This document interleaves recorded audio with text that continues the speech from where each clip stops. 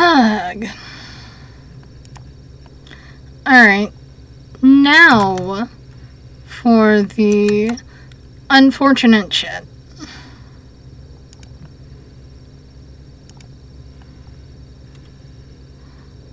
I do have Spore open, by the way.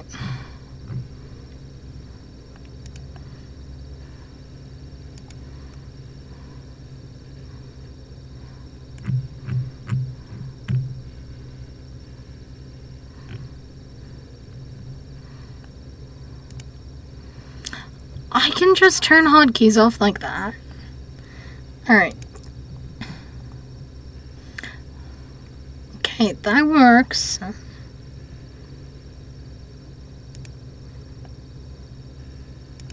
My face is like fully in the frame. Use mic. Use the Yeti. Testing, testing.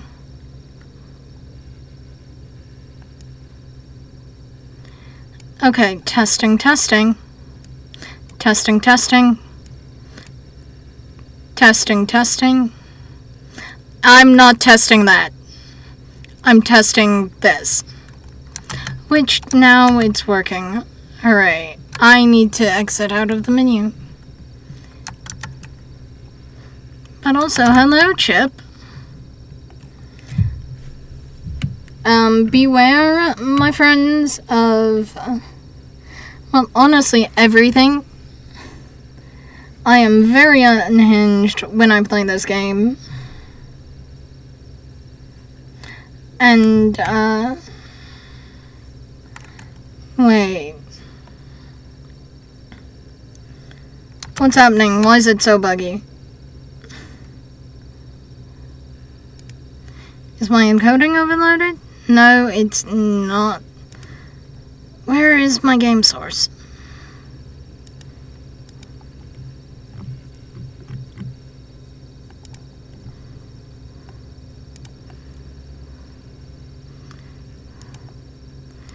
Let me just pop that out of there really fast so I can...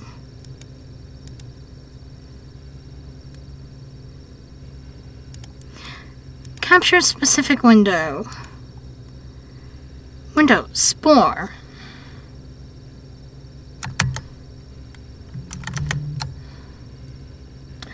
Now to tab back into Spore and... Okay.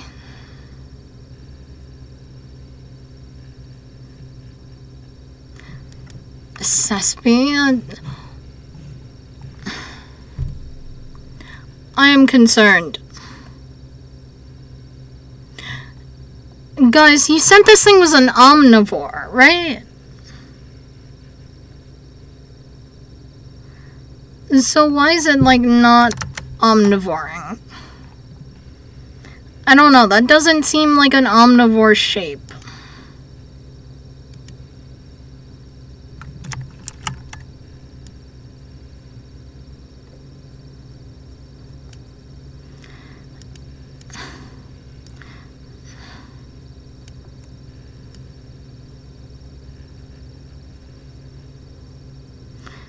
Sorry, you're gonna see ugly shit for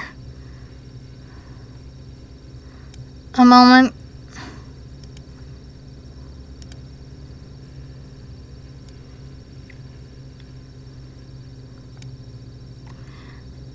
Okay, that's why it's being weird. Holy shit. Reset the transform. Please and fucking thank you.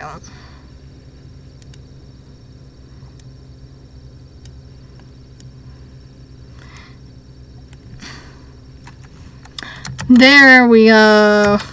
Now it looks right on stream. I'm like, that button's too far over. Okay, I guess we're doing this.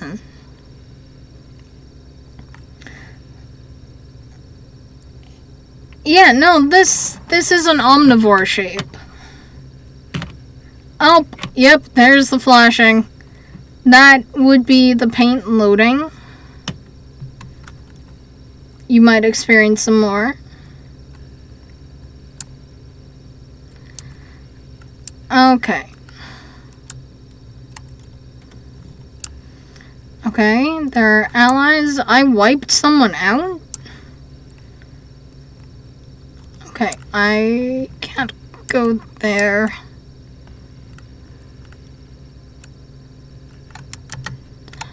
Hold up, what's going on with my overlay? Oh my god, does my mic not have... I don't know, I don't actually know the fucking name.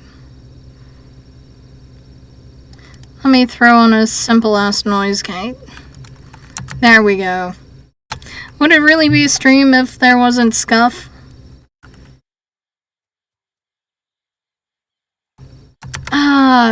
Game audio is being a bitch, huh? The game's being a bitch, it would appear.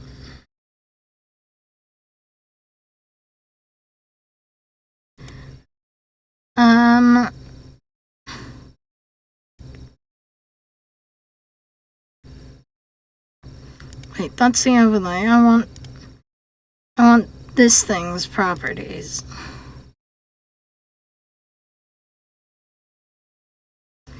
Okay, we're not worried about that audio.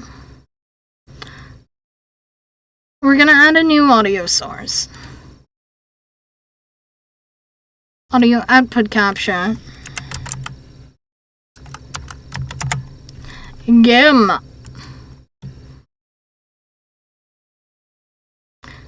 And set it to the Nari and the game. Because hopefully... Wait, hold up. I may need to go into my advanced audio properties and set this one up properly. Okay, I don't.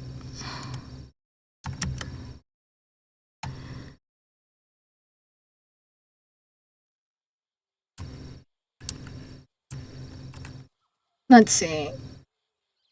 What happened?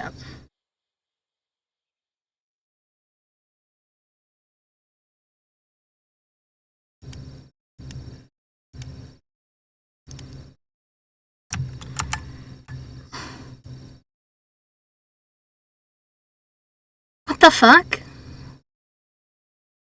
What the actual fuck?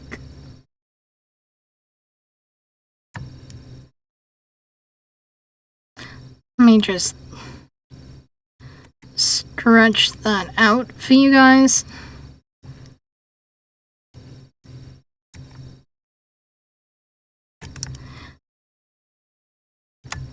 Maybe put that right there. This right there. God, I'm getting flashbacks of when I used to stream.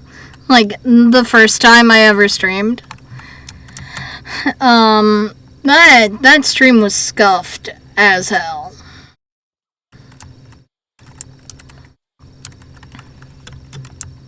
Like, honestly. Also, I need food. I'm herbivorous, right? That's a plant one. Normally, I'm omnivorous in this game. It's the best chance of survival.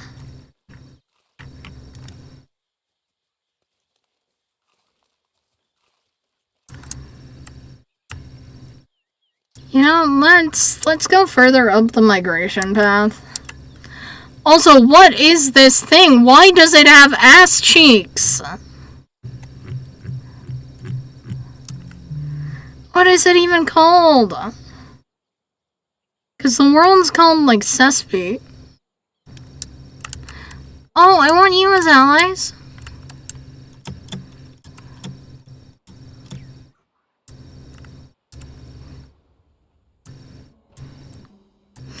Maybe I don't. You look like you just run when there's danger.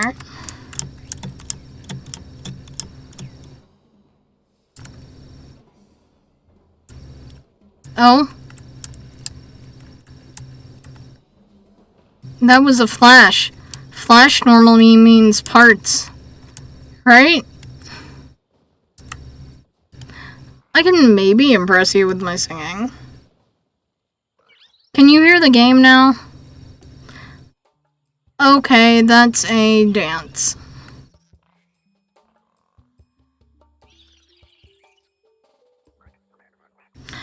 And that is a charm.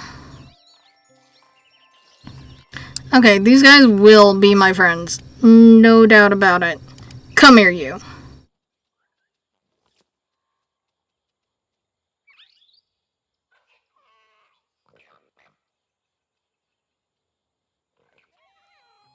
Okay, you're singing.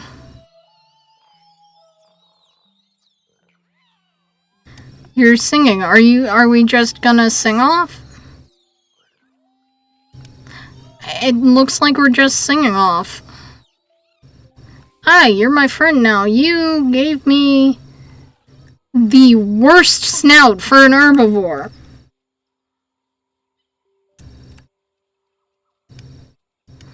Hey, let me impress the baby.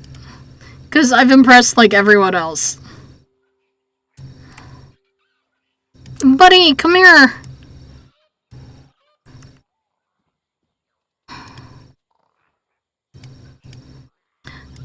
I know I'm strange.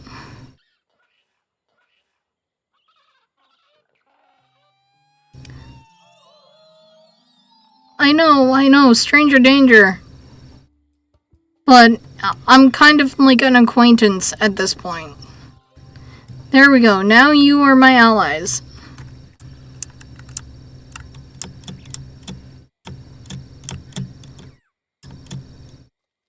Oh, I don't have glide anymore. Why don't I have glide? What the hell are you? You're adorable. It loaded in paint layers. I'm sorry, this game is so, fun.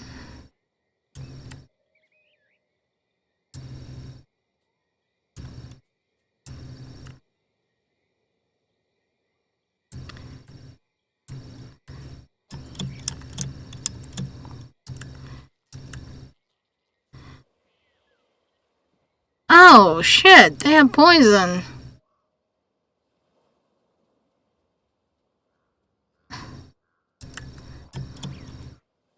Oh, fossil.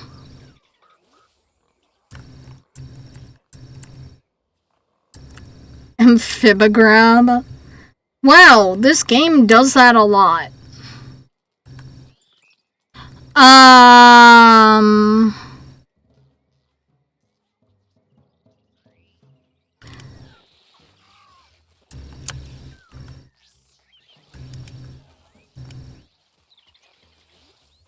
Let me get your shit. I will be out of your hair as soon as you let me. I also hate that these are very clearly based on spiders, but they're not spiders. You were killed in battle. When wounded, retreat to your nest to heal. I will remember that, Terranic. Because this is kind of the last stage where you can, like, customize your body.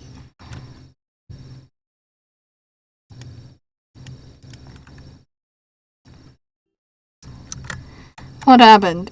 I think my game crashed.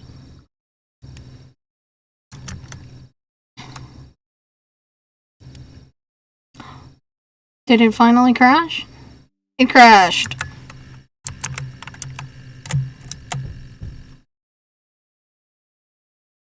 I'm booting it back up, don't worry. God, I hate being herbivorous.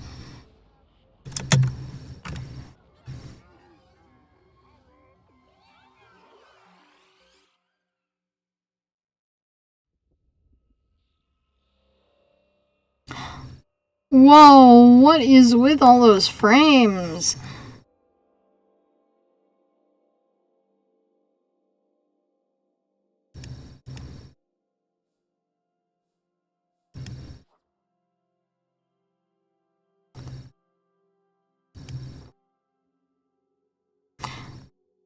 Flash warning.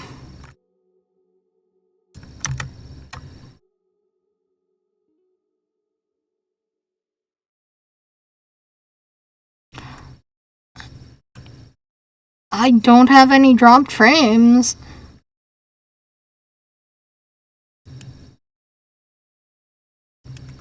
Maybe my computer's too good to run Spore.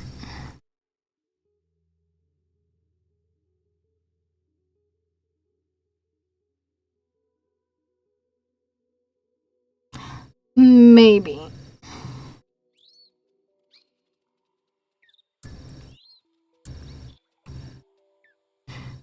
Alright, you know what? No, I'm gonna find my mate so I can figure out what these things' names.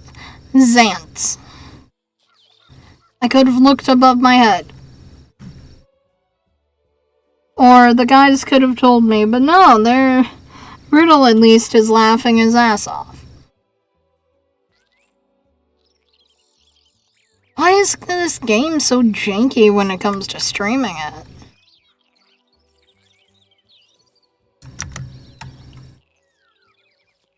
Can I get it in a window capture? Because that would be nicer.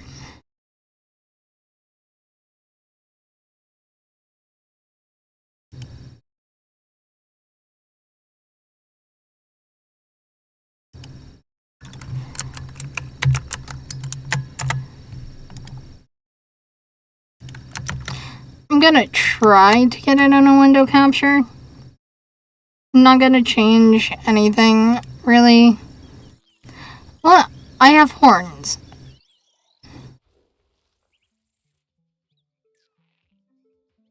I don't have DNA to change.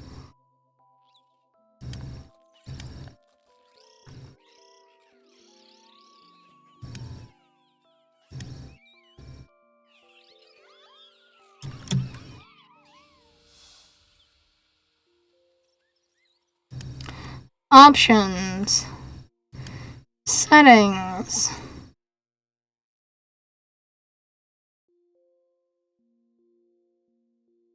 Game and capture settings.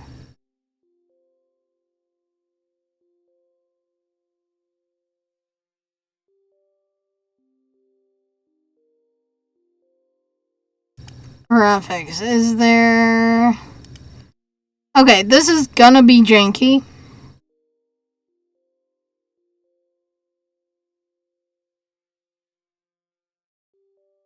Settings. I wonder if my screen size is on here. Is this my screen size?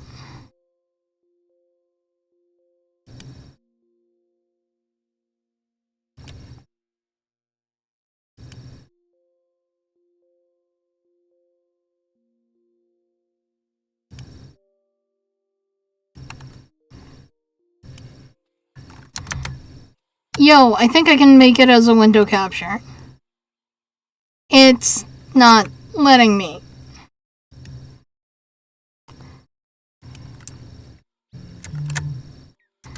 This does not have the AFK spinning mechanic of... Ugh, no, I do not want to open the Alienware stuff. It's right next to my browser.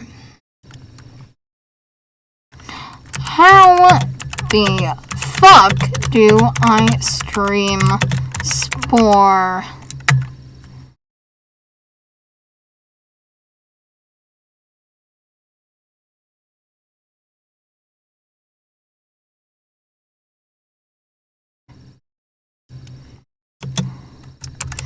Stream Spore, no flashing.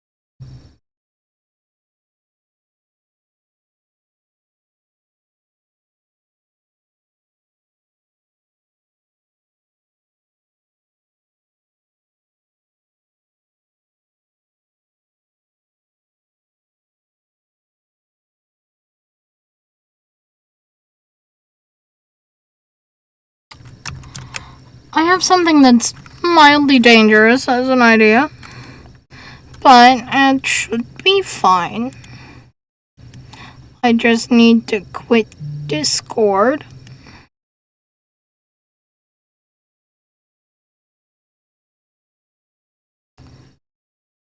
And pray. Realistically.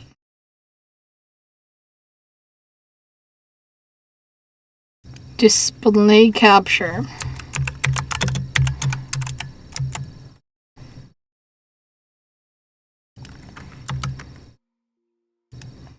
You know what? Let me full screen it.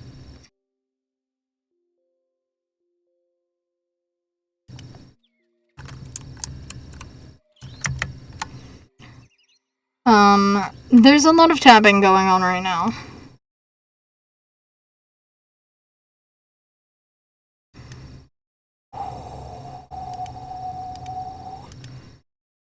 Please don't kill me.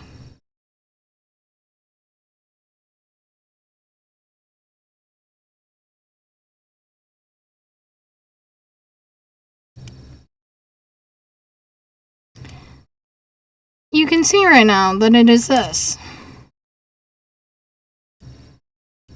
This is how big my screen actually is.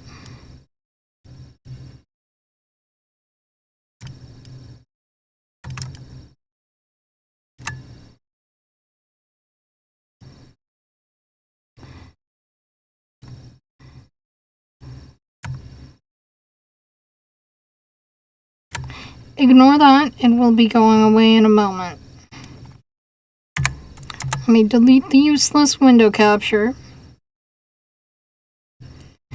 And then drag this all the way down here to above the game source. The game source that I am now turning off. And now, if I tap into Spore, hopefully you will just see Spore.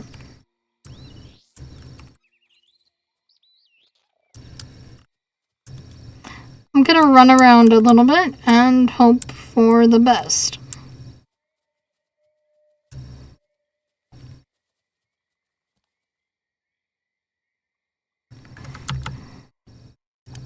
Settings. Defaults.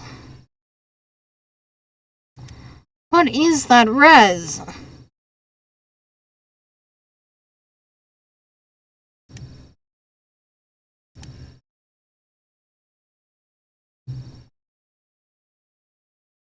I know the res that I need.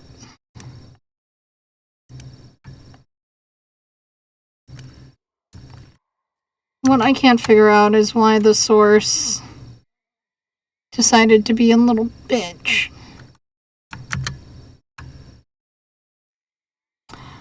I may have a solution.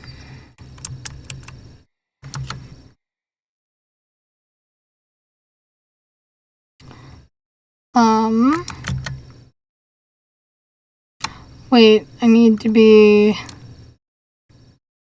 in the actual game for this solution. Out of full screen. Check. I'm making sure it can be seen.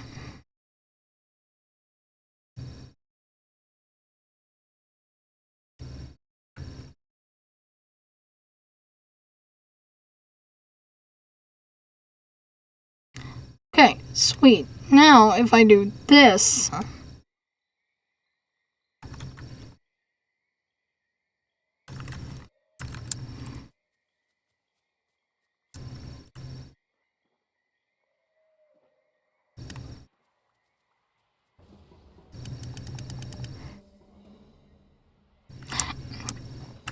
I forget that food's a necessity in the creature stage. But also, voila!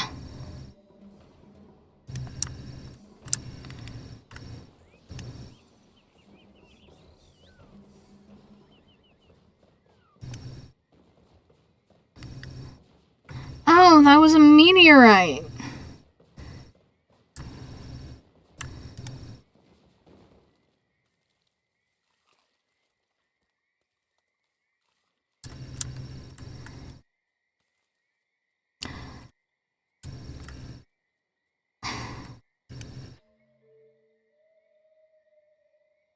Can I impress one of you?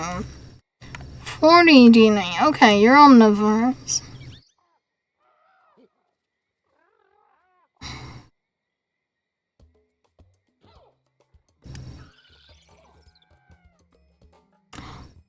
I think I fixed the flashing, guys.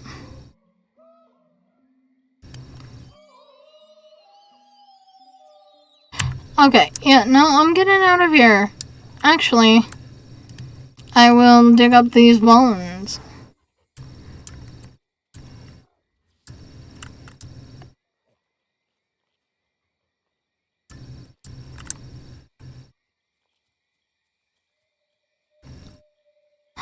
I will dig up all of the bones that I can.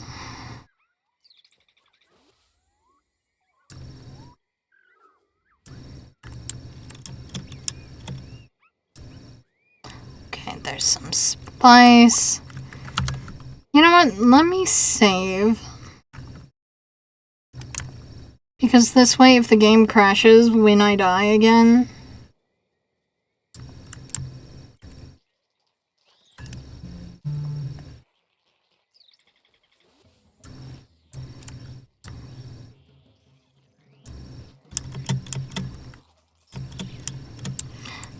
Oh, these are not the hostile guys from before. I do have a sneak. I do have a sneak. I'm running. Please don't be mad at me, buddies.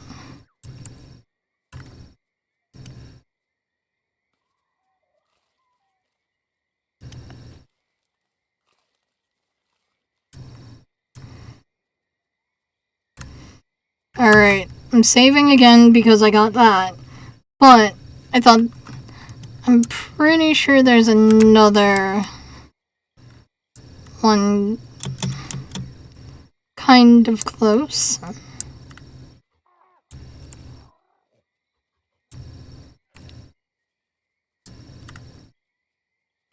These the hostiles? No, these are not the hostiles.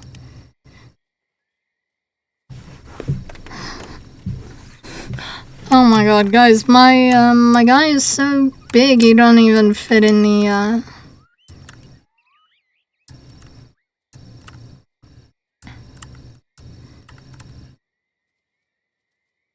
Those are hostiles. I don't think they're the same ones that I was previously fighting.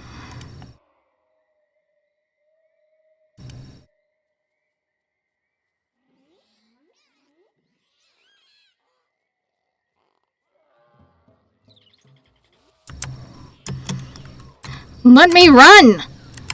Let me run, you fucking porcupine assholes! I got the DNA, I got the part. When wounded, retreat TNS to heal. I know that!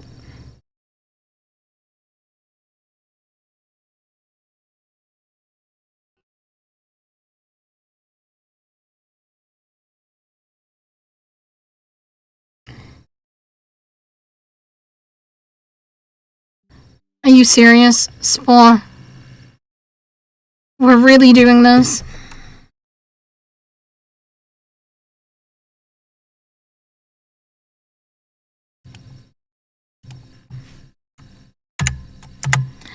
So, it would appear that Spore does not want to be captured. At all. So, we are going...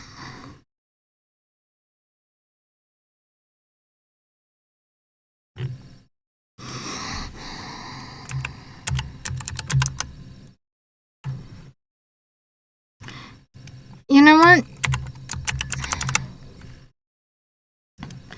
We're gonna do a game that we haven't done in a bit.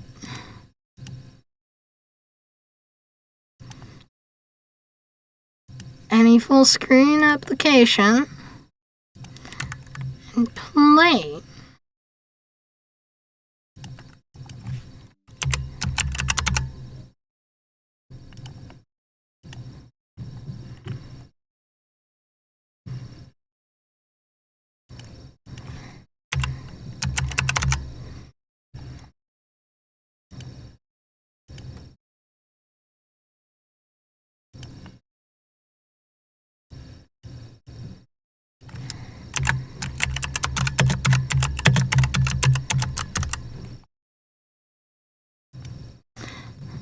Come on, game.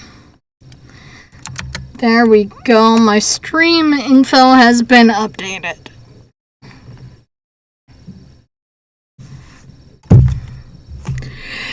What is that? So hard.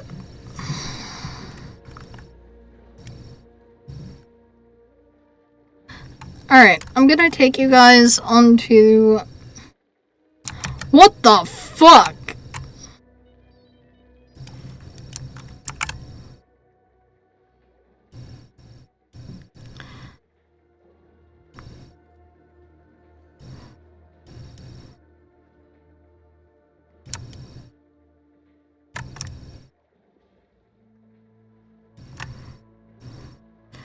I want to give you guys as much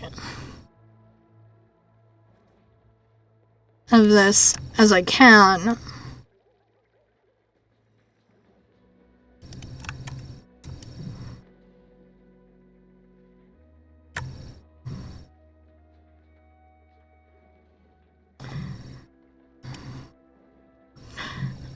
And we are actually going to resume my personal oxygen not included save. The unfortunate Acropolis.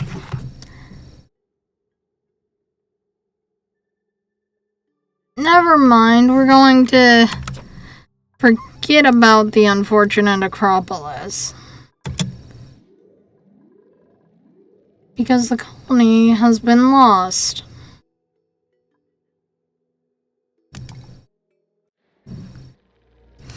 You know what? That shouldn't have happened. We're gonna go back a few cycles. To 197. Because that should not have been what happened. I had a decent thing going on. I do not remember this egg cracker.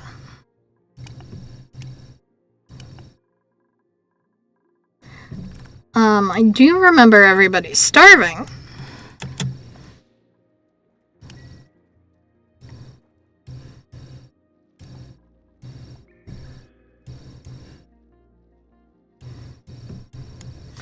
But this colony is getting pretty fucking big. You know what, let me just, put some actual ladders.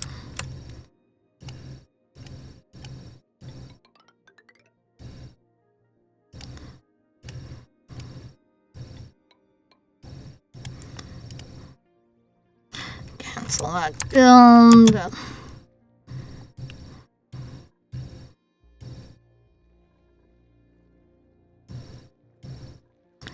I have no idea where the duplicates are.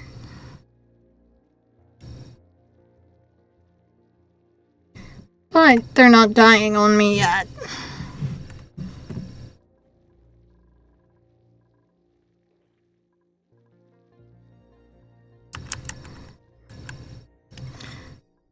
You know what? I will make them known to me.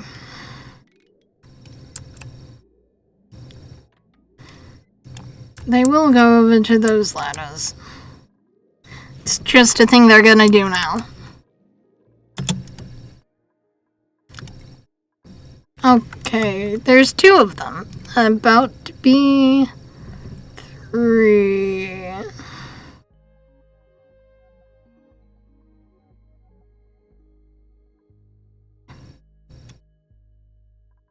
You're good at building. You have an iron gun.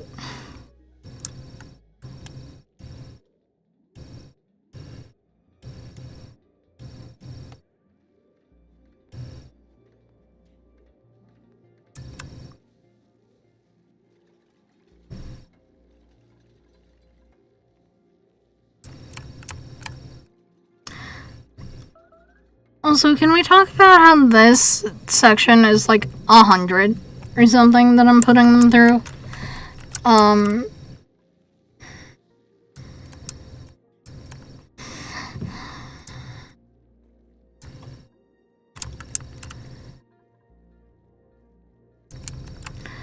This does not feel right.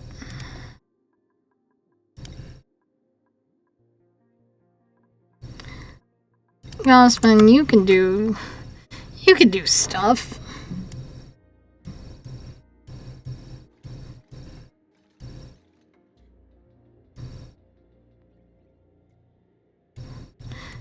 I think this colony is gonna die.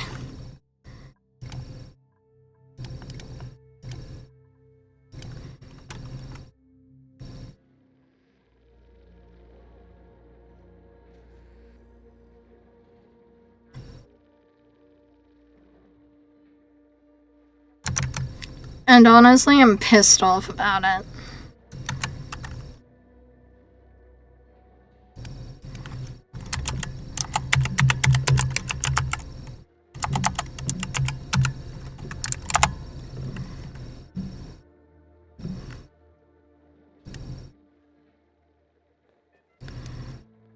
What's this?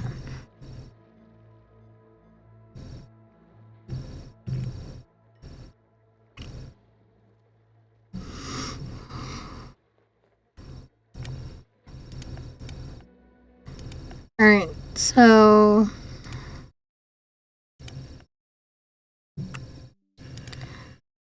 we are...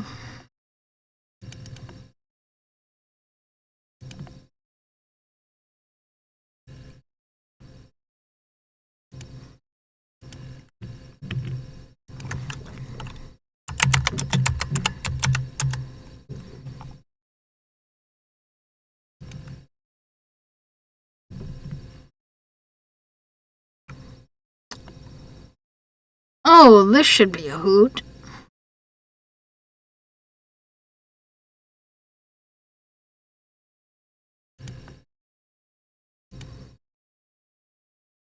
View my cart. Do the whole payment thingy. That card.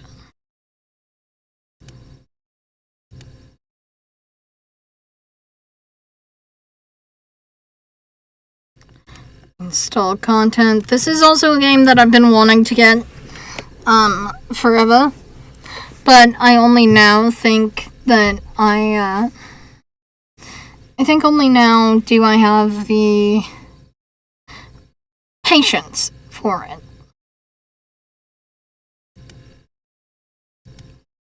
So...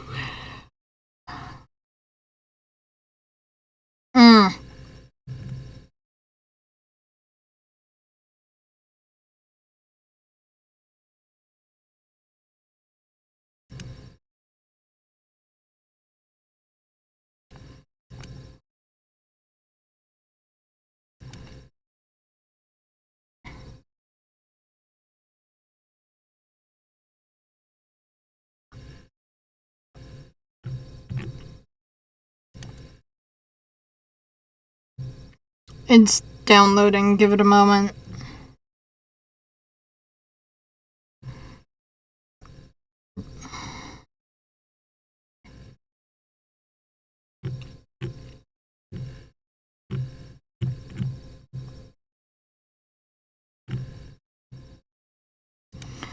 Well, it's downloading. What's in my queue? Something called The Headliners. Looks kind of interesting. Maybe. Poppy Playtime Chapter 4.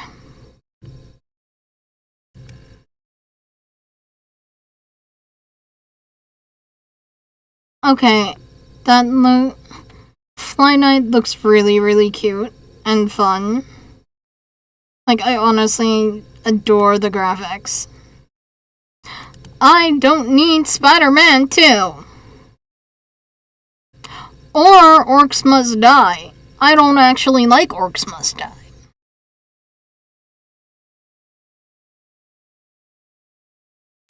Why is it suggesting Heroes of Hammerwatch? I don't care about Sniper Elite. There's a second streamer life sim game.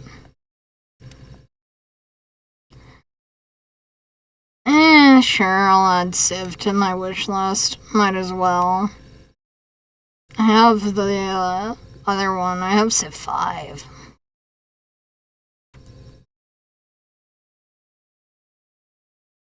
This looks really good.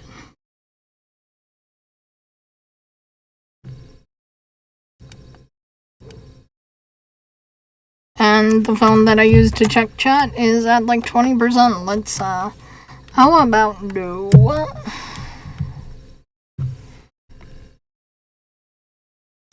View page, just so I can ignore it.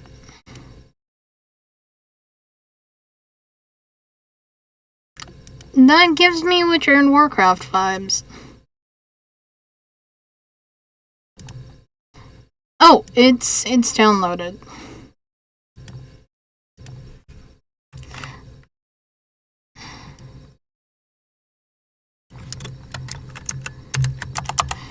You know what? If I put Blind Run in my title, it's gonna get me fucked over.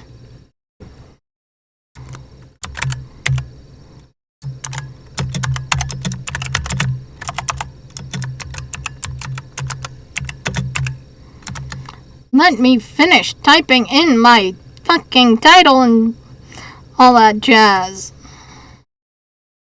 Please, game.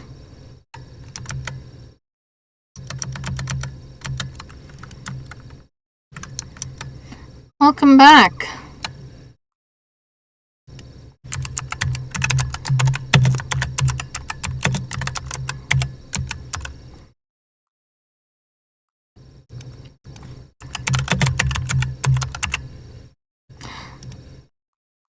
And welcome to the Stanley Parable Ultra Deluxe.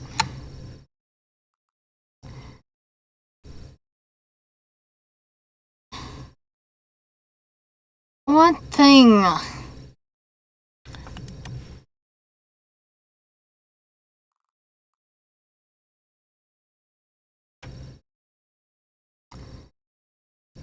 Rikki's disappointed they don't... No, I have not. Is this a horror game?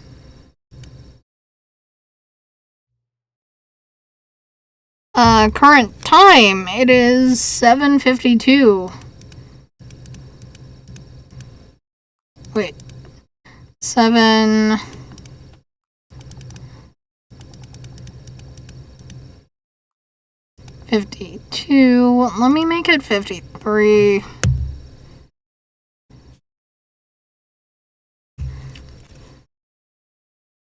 That's kind of cool.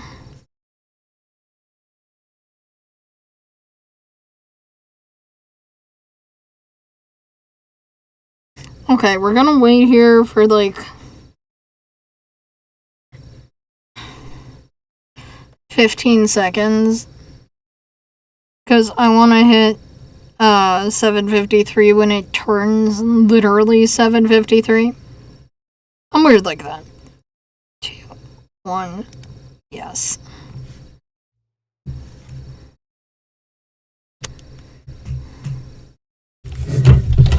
You love it?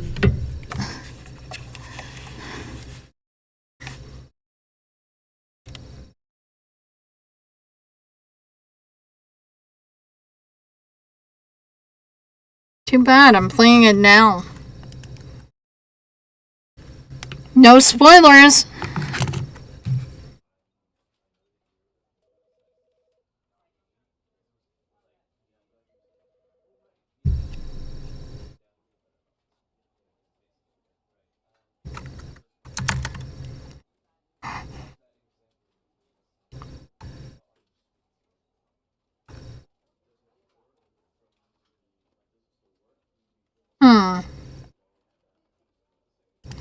Just, yeah, capture audio.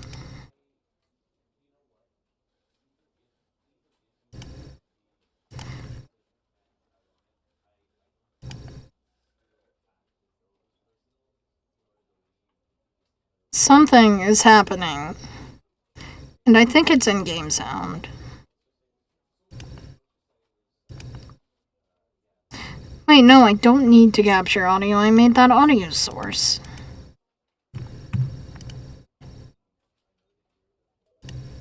Alright.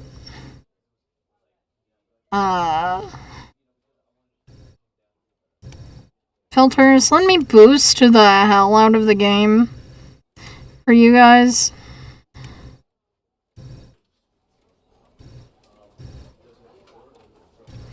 And just kind of see what happens.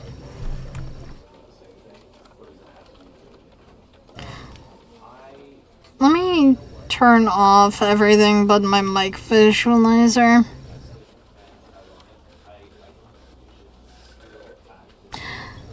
Because my mic not even my mic visualizer is set up properly. Yeah. You know what? Let me do this.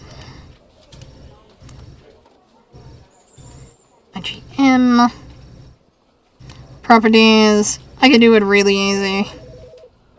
Stopped bars. Radio layout.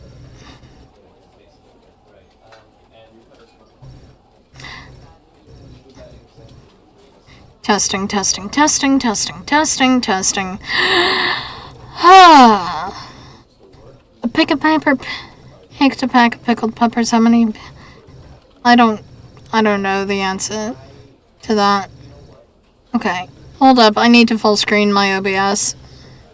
Okay, testing, testing, testing. That's a tiny tad too big. Just a tiny, tiny smidge. Okay, yeah, no, that's it. Except it's not. I've gotta find the thing and turn it slightly. It's a small world after all. It's a small world after all. It's a small world after all. It's a small, small world. Okay. I think that can be locked in place now.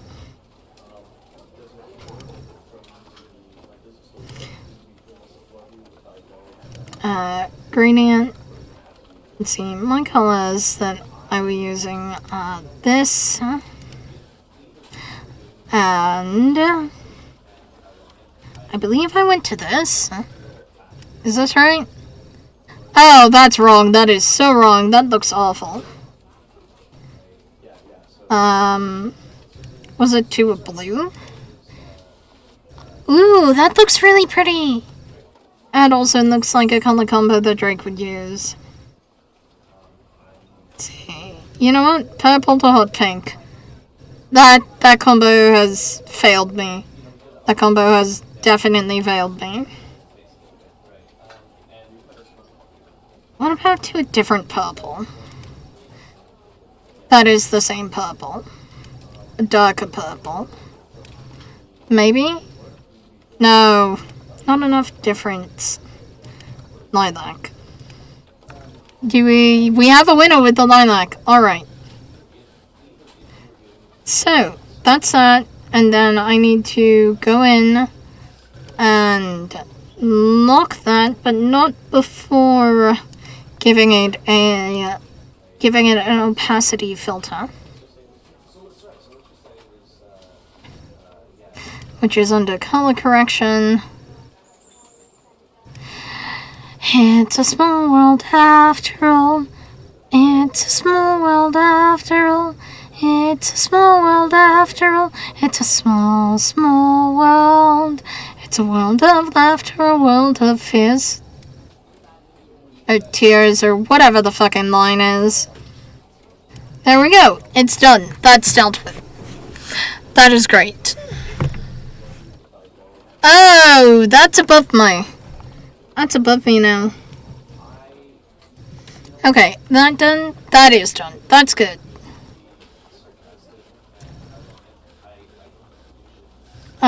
Should I do the game one? Because I could do the game one. There is nothing telling me that I can't. At all. You know what? It's fine. I think it's fine. I say it's fine. Therefore, it's fine. Right? Tapping into the game. The end is never. This is the story of a man named Stanley. Oh? Stanley worked for a company in a big building where he was employee number 427. Employee number 427's job. This gives me backrooms vibes. Sat at his desk in room 427. Why did you use Alpha's voice? Through a monitor on his desk, telling him what buttons to push, how long to push them, and in what order. This is what employee 427 did every day of every month of every year. And although others might have considered it soul-rending, that's definitely soul-rending. That the orders came in, as though he had been made exactly for this job. And Stanley was happy. I doubt that Stanley was happy. Something very peculiar happened. Something that would forever change Stanley. Something he would never quite forget. He had been at his desk for nearly an hour when he realized that not one single order had arrived on the monitor for him to follow. Is this an exercise of, like... instructions, call a meeting, or even say hi. Never in all his years at the company... Is this an exercise in, like, why we have consciousness? Something was... River, please don't hurt my head. Shocked, frozen solid, Stanley found himself unable to move for the longest time. But as he came to his wits and regained his senses, he got up from his desk and stepped out of his office.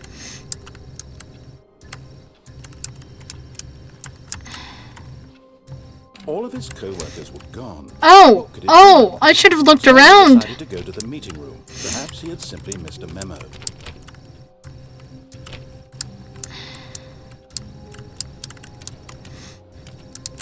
What's that? Is that in lorem ipsum? A staff hierarchy of the references. Delusion proposed auto inquiry? Is that what it said? I do not know what that said. Hold up, I want to know what that said. And in the spirit of knowing what that said, we're gonna upscale this a bit and try to read it off OBS.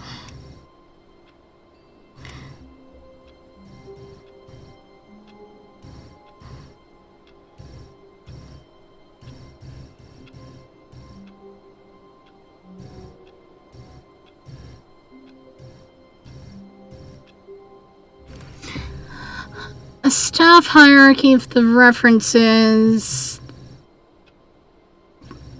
Delusion. Poisoned. And. Asinine. Injury? I don't know. I give up.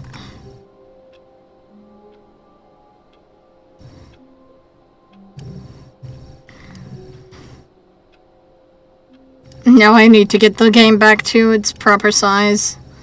Hold up.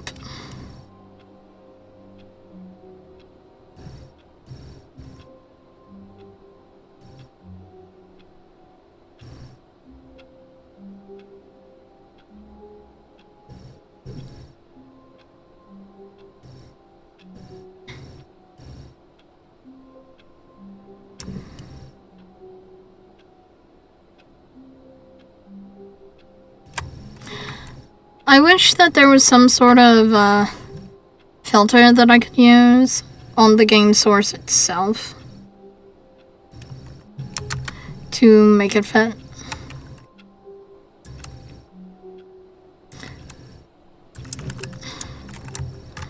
Okay, I can crouch.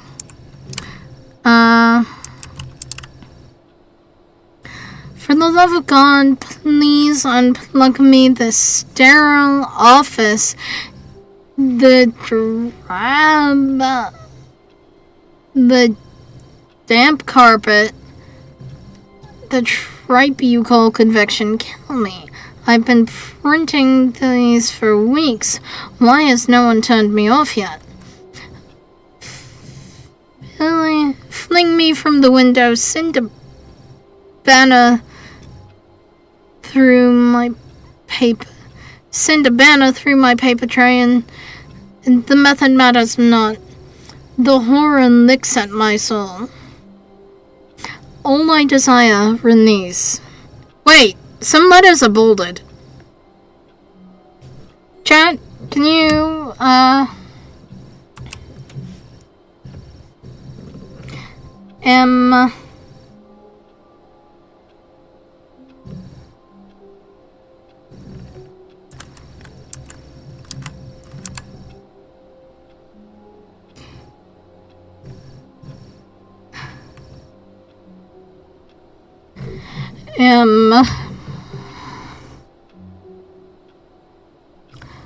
I think that I is one.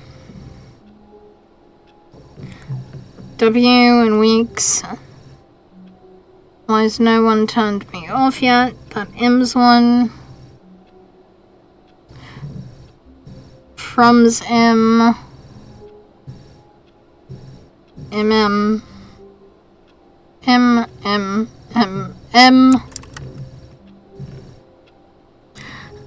What can I know of life? What can a printer know of love? Nothing. My machinery turns and convulses the cogs of pain that keep my scanner functional. Let them end. Let them ease my ignorance of the world. Let them erase my ignorance of the world. Can love truly be anything but death?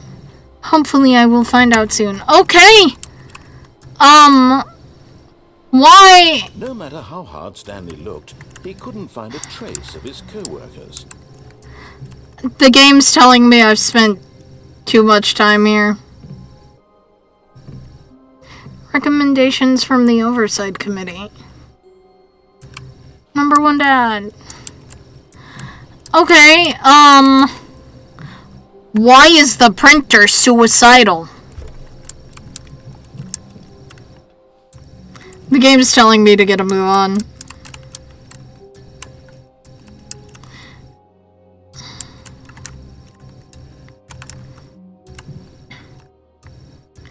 Okay, and it is a hold to crouch. What's this? That's actual, I can read that.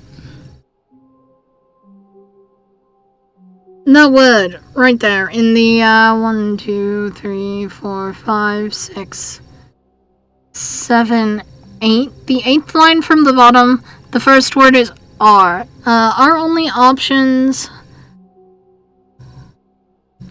are response or something like that. Good. It's a transcript. It's some kind of transcript. These were the letters, by the way.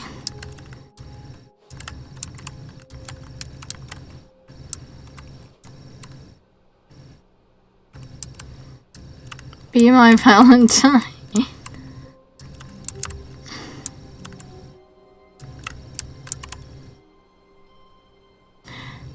How the mighty have fallen. Is this an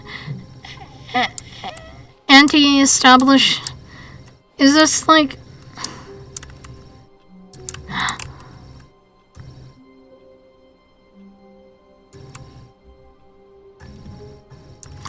I don't know what to do. Wait. No. Is this... Okay. So I have the power to click on things. Okay.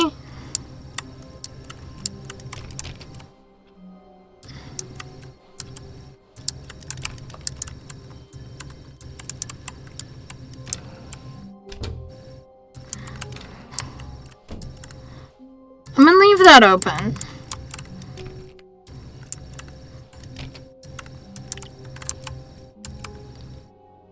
I am so used to playing horror games that my body is just... When Stanley came to a set of 2 open doors, he entered the door on his left. No, Ellen Tiddick. This was not the correct way to the meeting room, and Stanley knew it perfectly well. Perhaps he wanted to stop by the employee lounge first, just to admire it.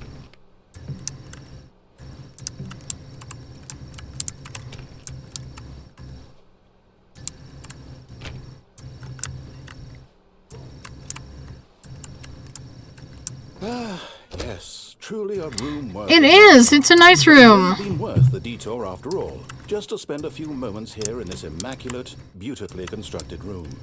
Stanley simply stood here, drinking it all in. There's no jump button.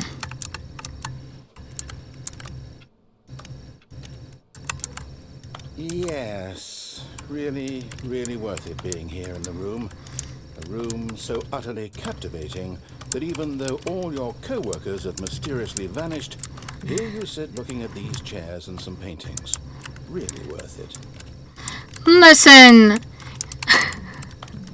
I love the sassy narrator, but I've been watching Doom Patrol. Stanley's obsession with this room bordered on creepy and reflected quality of his overall personality. It's possible that this is why everyone Okay. What happens if I stand in the room more?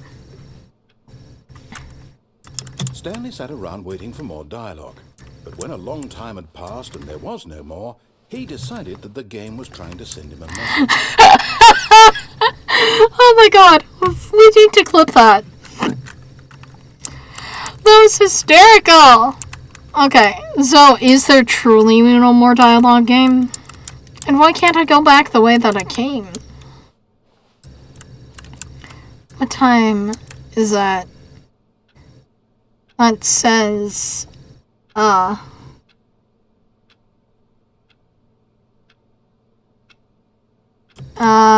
does that say? Something something clock. Okay.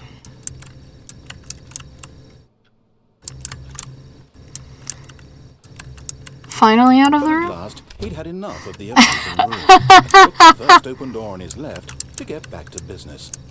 I'm going straight. Fuck you.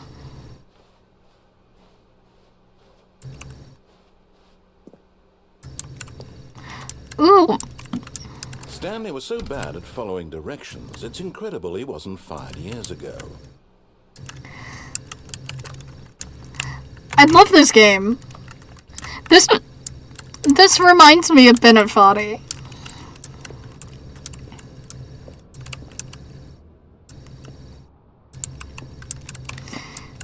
I wonder if there's an achievement for making all the wrong choices.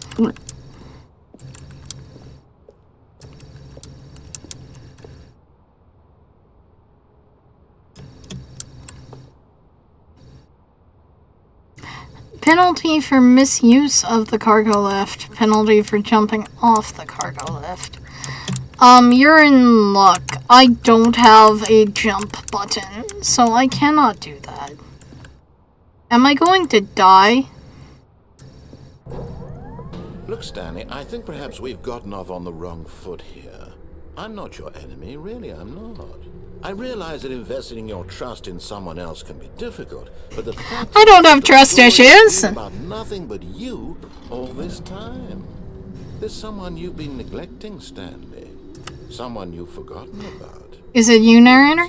Stop trying to make every decision by yourself. Now, I'm not asking for me, I'm asking for her.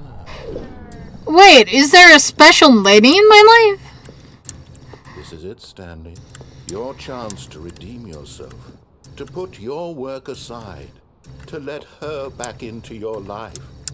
She's been waiting. I feel like I'm gonna get jump scared and die. Employees should never under any circumstances... What?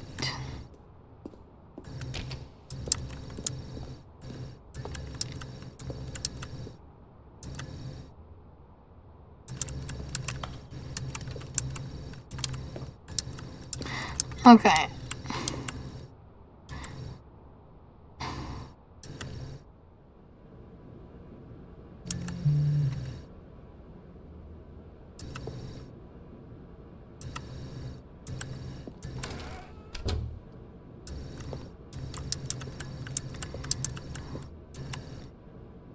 feel like I'm gonna die and get jump scared, so I'm turning my volume down and scooting back. That's her, Stanley. You need to be the one to do this, to reach out to... I will follow your instructions for once.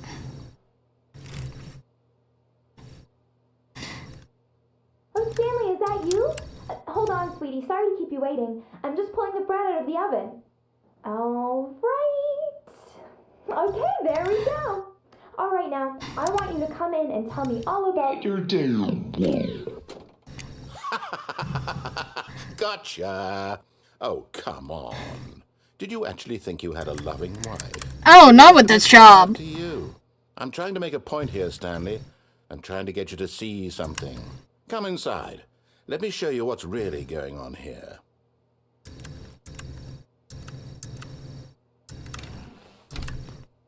This is a very sad story about the death of a man named Stanley.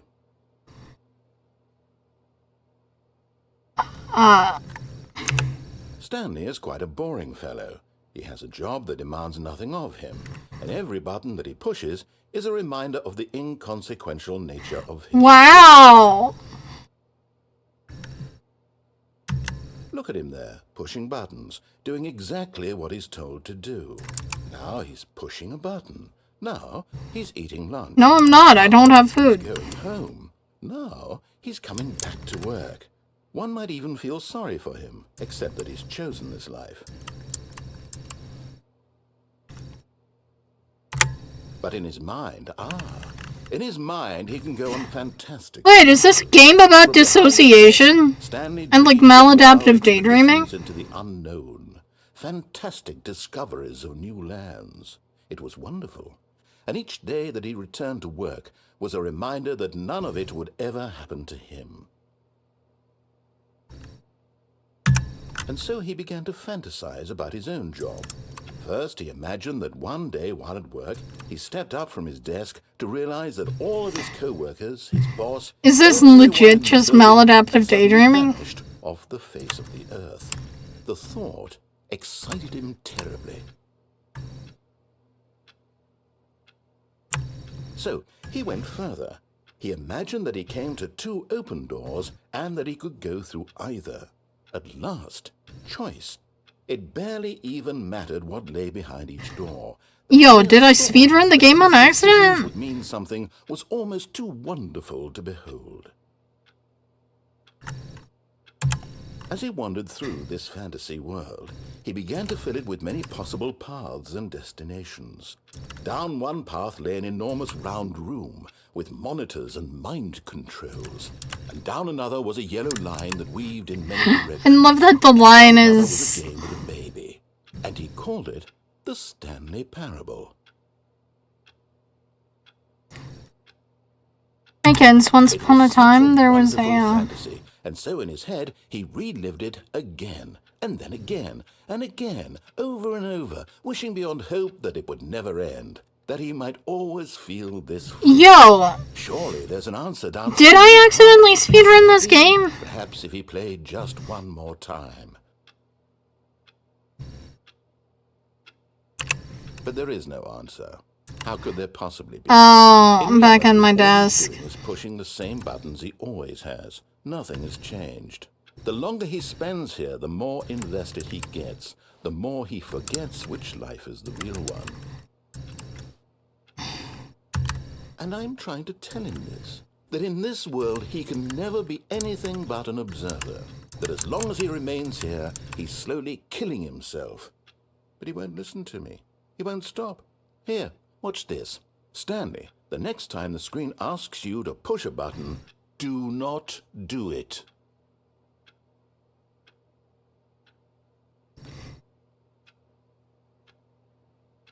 I haven't You see? gotten this far Just by, how can I tell him in a way understanding that, you. that every second he remains here, he's electing to kill himself?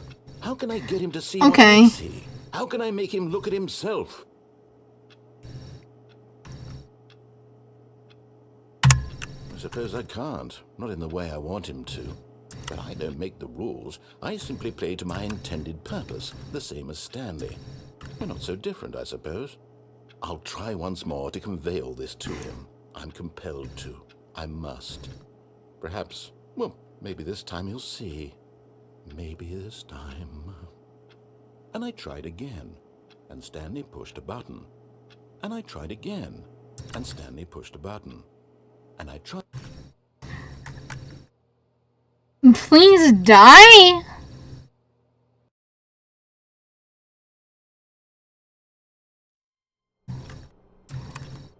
Okay.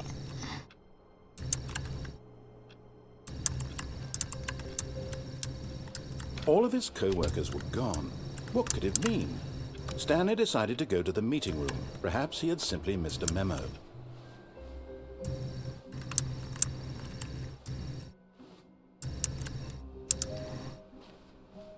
Alright. So the door on the left is the one that I didn't go came to on. a set of 2 open doors. He entered the door on his left. Okay, now is here where I stop. Now is where I stop following your directions, buddy. Yet there was not a single person here either. Feeling a wave of disbelief, Stanley decided to go up to his boss's office, hoping he might find an answer there. Let it ball up inside you, take it out passive-aggressively on other... Wow.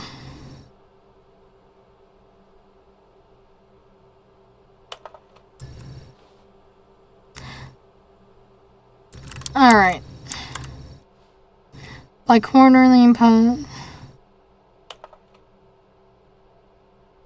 We need less reviews. 402 and 405 want to get rid of the death sport portion in the primary review schedule, but I think that's a stupid idea. More water coolers. More cooler heaters. Charts need to be more hip to appeal to teenage demographic. Find teenagers to put in teenage demographic. BigNet? Some sort of child trap? Oh no.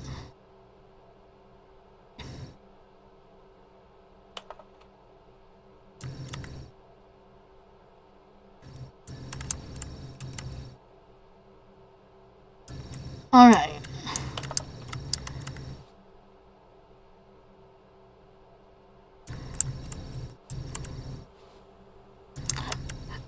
Okay, so I think Stanley's in a cult at this point.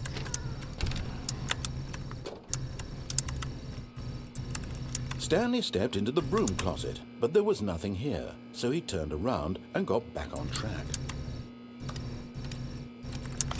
I'm clicking on everything. There was nothing here.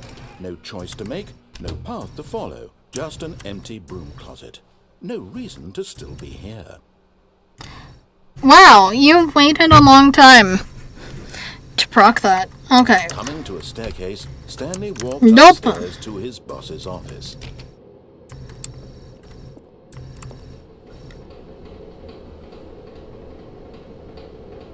Is this a horror game? Guys? Is it?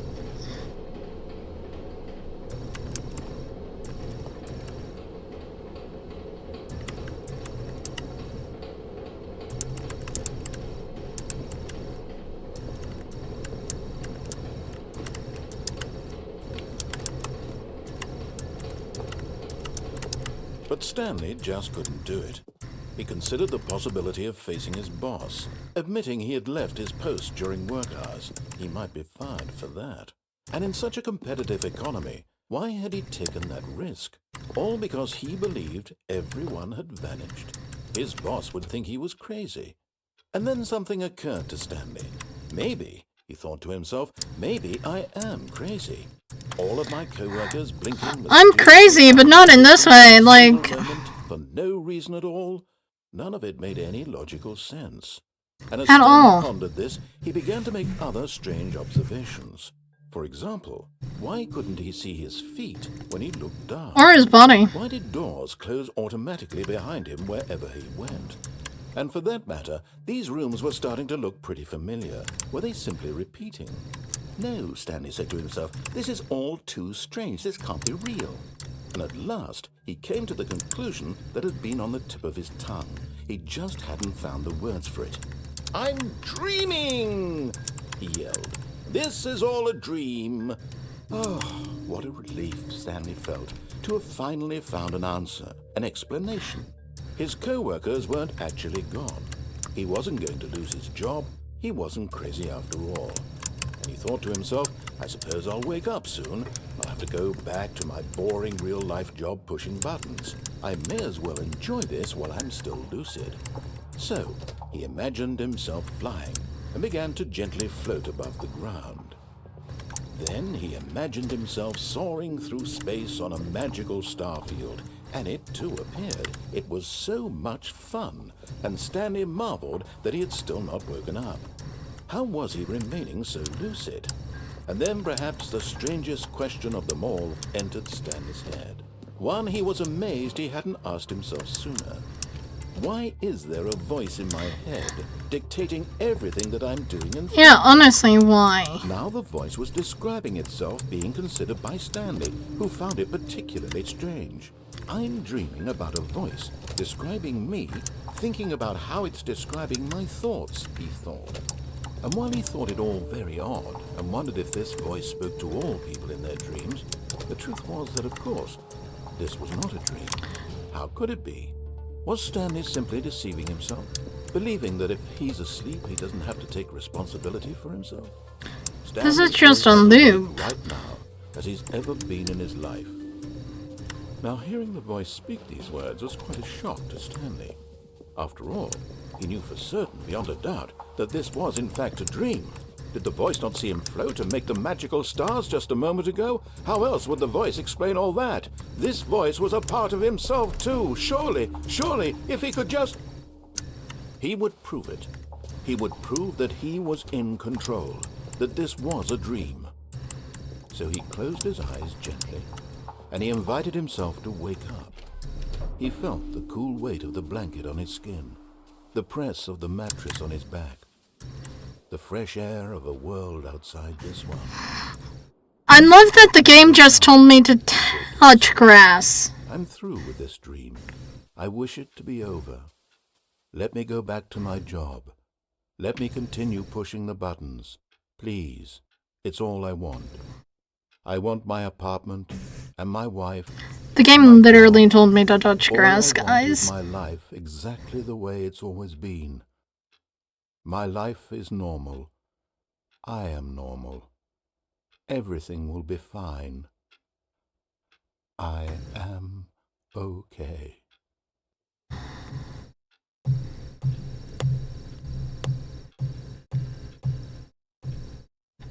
Stanley began screaming. Please, someone, wake me up. My name is Stanley. I have a boss. I have an office. I am real. Please, just someone tell me I am real. I must be real. I must be. Can anyone hear my voice? Who am I? Who am I? And everything went black. Okay. This is the story of a woman named Mariella. Mariella woke up on a day like any other. She arose, got dressed, gathered her belongings, and walked to her place of work. But on this particular day, her walk was interrupted by the body of a man who had stumbled through town talking and screaming to himself, and then collapsed dead on the sidewalk. And although she would soon turn to go call for an ambulance, for just a few brief moments she considered the strange man. He was obviously crazy, this much she knew. Everyone knows what crazy people look like. And in that moment, she thought to herself how lucky she was to be normal. I am safe. Okay, so I'm actually gonna write all this lore down on a sticky note. And what isn't. It was comforting to think this. And in a certain way, seeing this man made her feel better. But then she remembered the meeting she had scheduled for that day. The very important people whose impressions of her would affect her career, and by extension, the rest of her life. She had no time for this, so it was only a moment that she stood there, staring down at the body. Maladaptive daydreaming. Ran.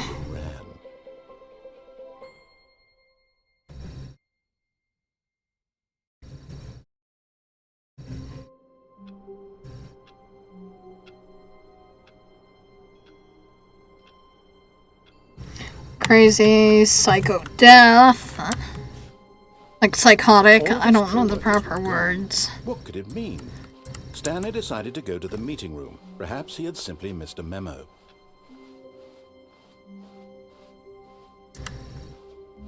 When Stanley came to a set of 2 open doors, he entered the door on his left.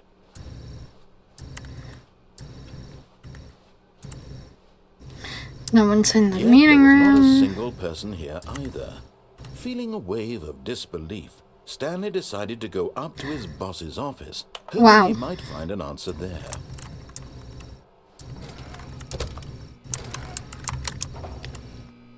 Oh no, not again. I won't be part of this. I'm not going to encourage you to say anything at all. I'm just going to be patient and wait for you to finish whatever it is you enjoy doing so much in this room. That you Please will. take your time. I will. Ooga booga.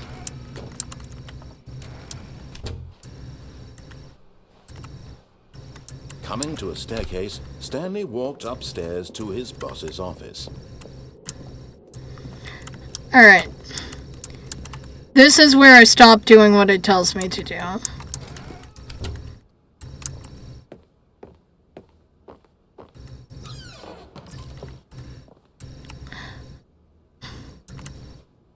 Money in the morning, money in the evening, money for breakfast, money crisp!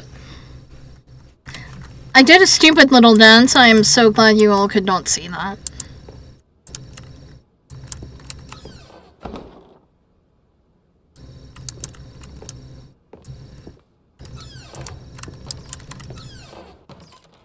What the fuck?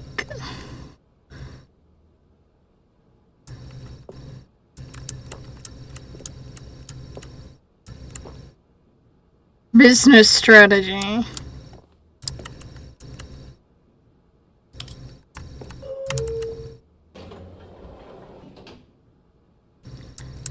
And that says the most expensive boss.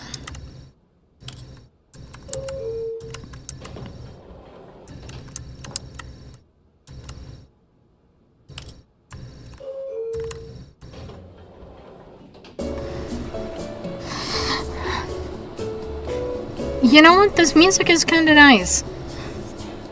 Hold up, I'm making sure I can hear the game on stream. You know what? This music is kind of nice. Okay, cool. Sorry about that.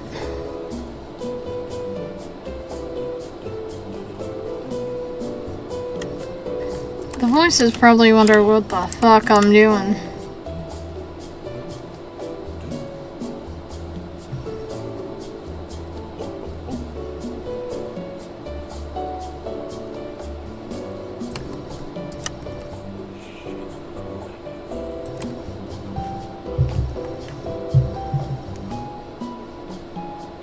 I just got a text.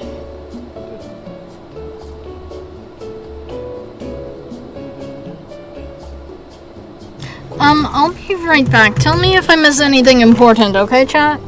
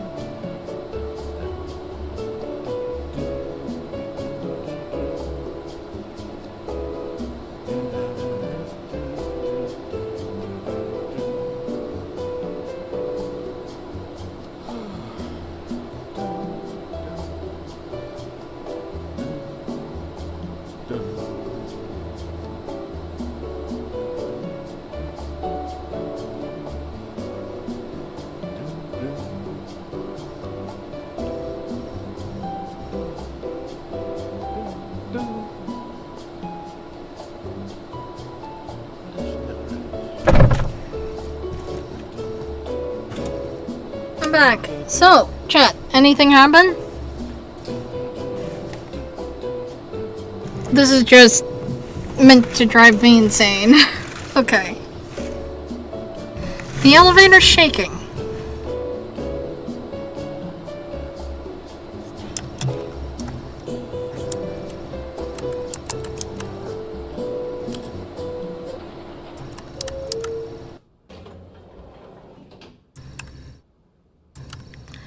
What happens if I go up?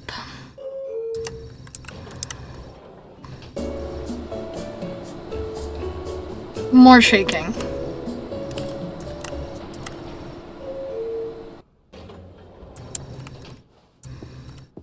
I love how the game just stopped giving me options to fuck with it. Stepping into his manager's office, Stanley was once again stunned to discover not an indication of any human life. Shocked, unraveled, Stanley wondered in disbelief who orchestrated this. What dark secret was being held from him? What he could not have known was that the keypad behind the boss's desk guarded the terrible truth that his boss had been keeping from him. And so the boss had assigned it an extra secret PIN number, 2845. But of course, Stanley couldn't possibly have known this. Yet incredibly, by simply pushing random buttons on the keypad, Stanley happened to input the correct code by sheer luck. Amazing. He stepped into the newly opened passageway.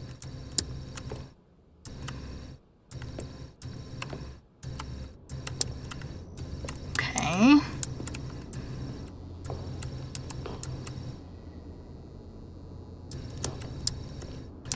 I don't like the look of that whatsoever. Okay. Gonna go this way.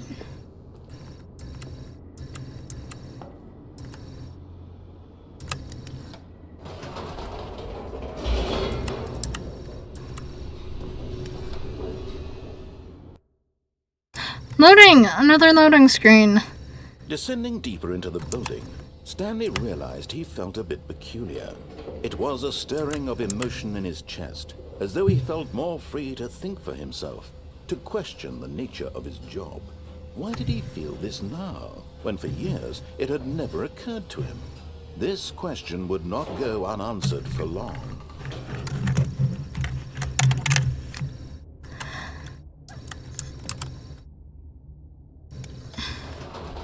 What if I go back up, huh? Nope. Never mind. Stanley actually got back into the elevator and went back up. Silly me. Why did Stanley do that when he knew that it would just lead back to his boss's office? Well, that's a great question. I just can't wait to find out. I'm going back down again as soon as this stops.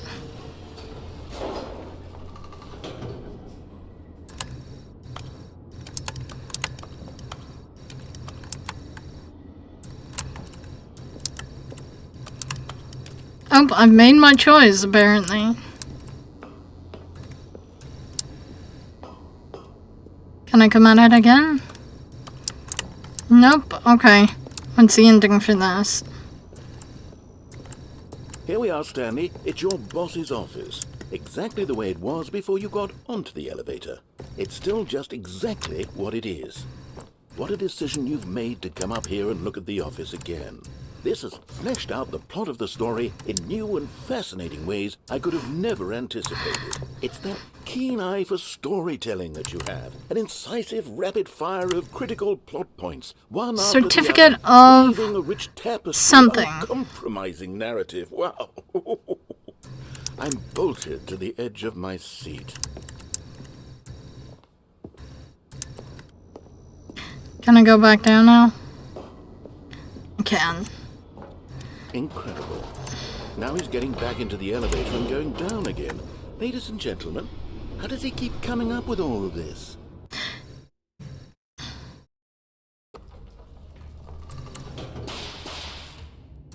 Surely this time Stanley will walk forward into the spooky corridor, won't he? I want to annoy the voice. Did you think we were going to go forward down the spooky corridor? Corridor? No. It's time once again to go back up in the elevator. I can't even begin to grapple my grandma what might knocking? be up there. Is it the boss's office again? Or what if it's the boss's office this time? The suspense is killing me. No one was knocking. I was imagining things. And I also missed some dialogue, which I'm kind of sad about. You know, one of the best things about being a VTuber? I assume I gotta go back in here for some dialogue again. Oh my god, it's the boss's office. This absolutely changes everything for me. Give me a timeout here for a minute while I process this.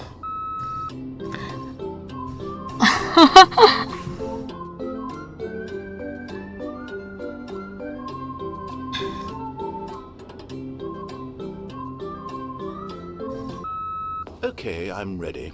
I'm prepared to embrace this stunning revelation and to move forward with... No! No, wait! No! I need more time to process.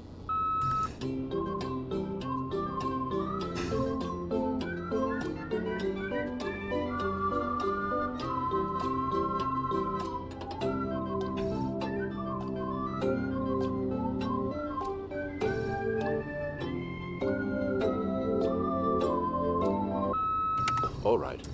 I have fully come to terms with it. Of course. Going back down in the elevator. How did I not anticipate it? I mean, sure, now it's obvious, but you have to understand that 30 seconds ago... Why do I love driving this game insane? I had no frame of reference to even anticipate it. That's just how revelatory Stanley's decision-making is. A breath of fresh air in a landscape of storytelling that has grown stale and repetitive. Spooky corridor time. I'm gonna make the voice happy.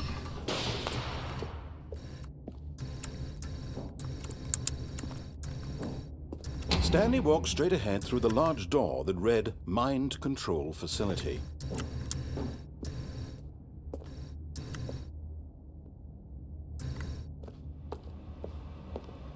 Although this passageway had the word escape written on it, the truth was that at the end of this hall, Stanley would meet his violent death.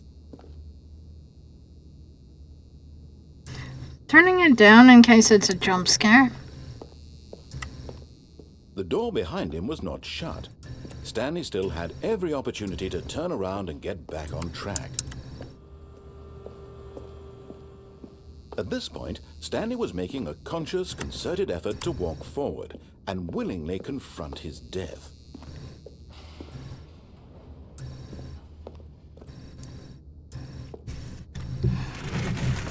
Honestly, yeah.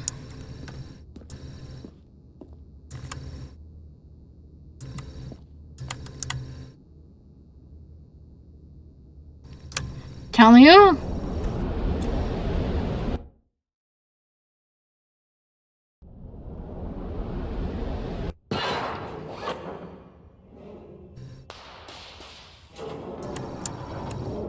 As the machine whirred into motion and Stanley was inched closer and closer to his demise, Okay. he reflected that his life had been of no consequence whatsoever.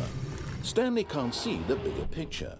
He doesn't know the real story, trapped forever in his narrow vision of what this world is. Perhaps his death was of no great loss, like plucking the eyeballs from a blind man. And so he resigned and willingly accepted this violent end to his brief and shallow life.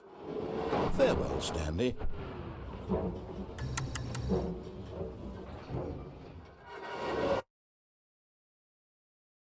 "Farewell, Stanley," cried the narrator, as Stanley was led helplessly into the enormous metal jaws.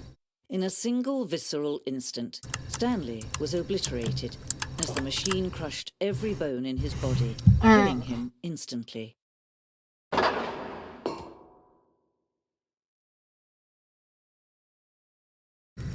He was not crushed by a machine. It's a new narrator, though.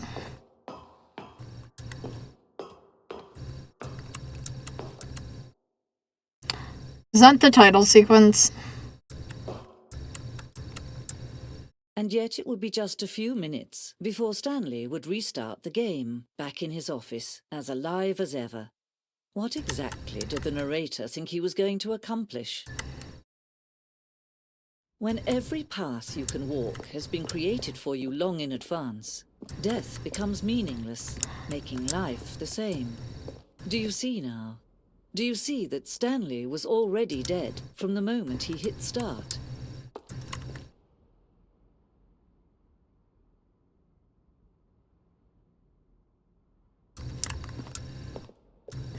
Okay, I really like this room.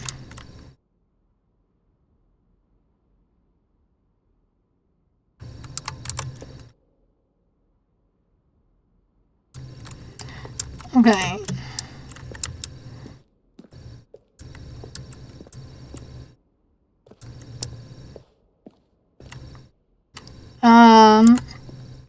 Office layout. This blueprint shows the office from the beginning of the game. The path from Stanley's office to the two doors was the first part of the game that was built. Sections have been added and altered throughout development, though the core layout remains identical to the first iteration. The office, 2, 3... The two doors. The set of the two doors was the very first concrete piece of the Stanley Parables design.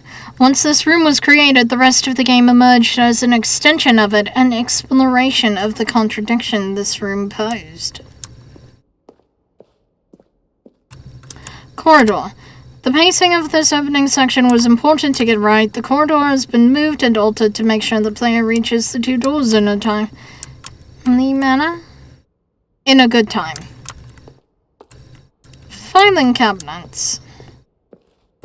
Office computers.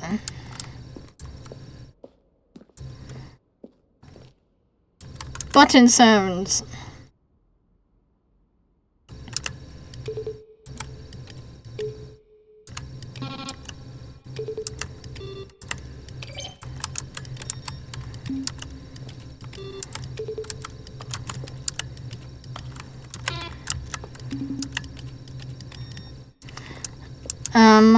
There are the credits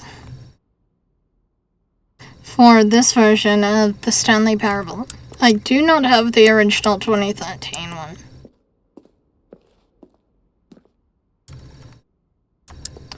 The office. Maintenance room, an early version of the maintenance room. There's the suicidal printer. All of this is really cool.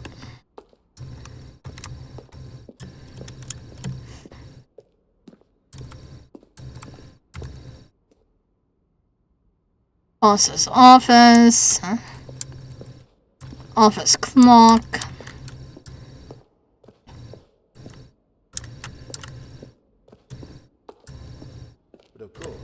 Lounge. Underground.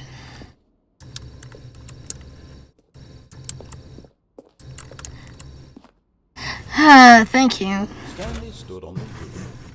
Stanley pushed the big red button. Given writing, the voice of the narrator recorded dialogue for the entire game, roughly seen 3 separate times over the 2 years of development. These are clips from early takes that were not used in the final game. Where were all of his clothes? Oh, I don't know. How about they're throwing a surprise party for him for all his button pushing? Does that sound plausible to you? See, Stanley walked through the green door. Stanley stood on the roof. Nothing there. Shoot. Well, Also, and finally, he pushed writing is wonderfully talented. still nothing. But I do like that there's an outtake section there. My back is fixed!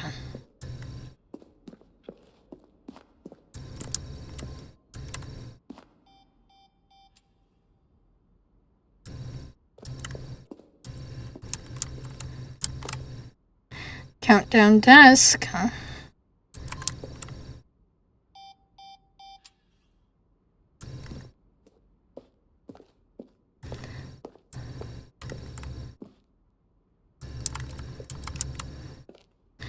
Zending model.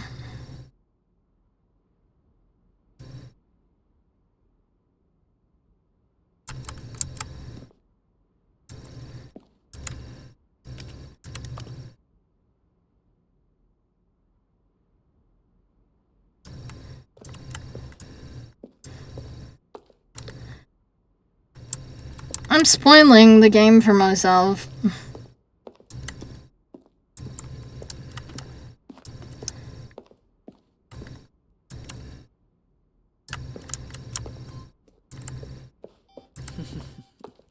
Oh, look at these two. How they wish to destroy one another.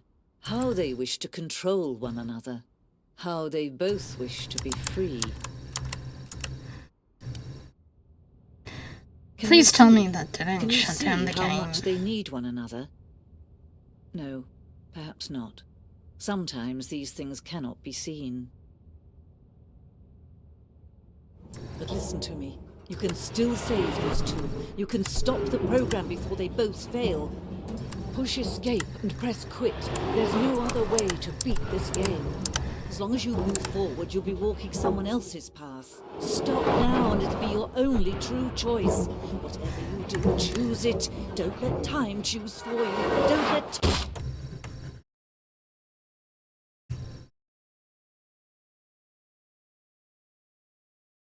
Crushed to Death is going on the list.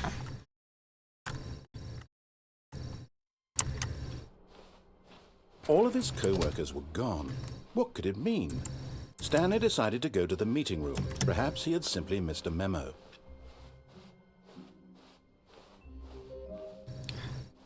When Stanley came to a set of 2 open doors, he entered the door on his left. And then I go up to the boss's office.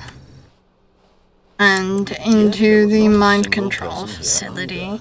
Feeling a wave of disbelief, Stanley decided to go up to his boss's office, hoping he might find an answer. God, guys, this is wonderful. The broom closet's been boarded up.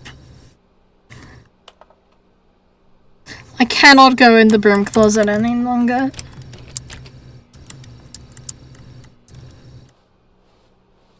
Coming to a staircase, Stanley walked upstairs to his boss's office.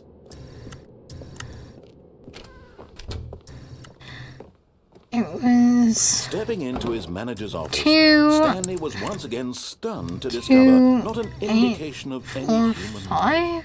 What could it? Stanley was in such a rush to get through the story as quickly as possible, he didn't even have a single minute to just let the narrator talk. That kind of anxiety isn't healthy, so he relaxed for a few moments with some calming new age music. This is really nice, honestly. Like, this is study music. Feeling soothed and rejuvenated, Stanley calmly walked forward into the opened passageway.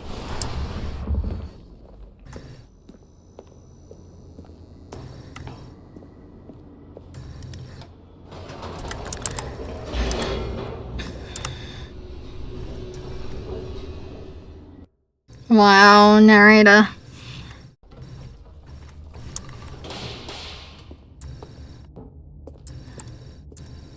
Stanley walked straight ahead through the large door that read Mind Control Facility. Although this passageway had the word, of course, Stanley thought better of it and realized he simply had too much to live for. I just don't want to walk that all again. The lights rose on an enormous room packed with television screens. What horrible secret did this place hold? Stanley thought to himself. Did he have the strength to find out? I also love this game's sense of nothing matters, but everything's inevitable. Now the monitors jumped to life, their true nature revealed. Each bore the number of an employee in the building, Stanley's co-workers. The lives of so many individuals reduced to images on a screen, and Stanley, one of them, eternally monitored in this place where freedom meant nothing. Let's see, I'm 427.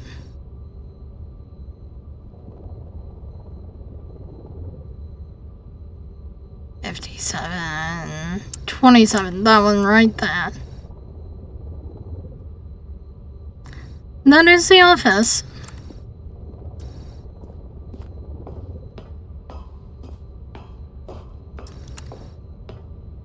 Okay, yeah, that door did shut behind me. This mind control facility, it was too horrible to believe. It couldn't be true. Had Stanley really been under someone's control all this time? Was this the only reason he was happy with his boring Yes. job? That his emotions had been manipulated to accept it blindly? No. He refused to believe it. He couldn't accept it. Going His up own there? life Oh. in someone else's control? Never. It was unthinkable. Wasn't it? Was it even possible? Had he truly spent his entire life utterly blind going higher. to the world? But here was the proof. The heart of the operation. Controls labeled with emotions. Happy, or sad, or content. Walking, eating, working. All of it monitored and commanded from this very place. And as the cold reality of his past began to sink in, Stanley decided that this machinery would never again exert its terrible power over another human life.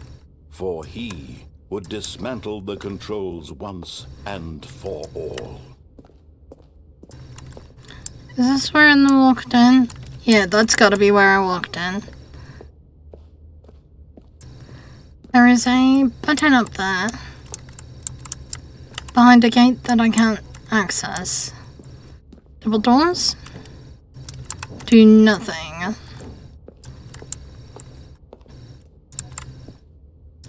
Three. Okay. Okay, I have an idea.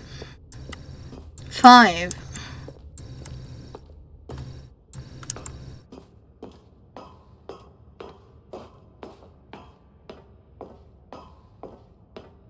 And when at last he found the source of the room's power, he knew it was his duty, his obligation, to put an end... Oh, Stanley, you didn't just activate the controls, did you? I did! Kept you enslaved all these years. You go and you try to take control of the machine for yourself. Is that what you wanted? Control?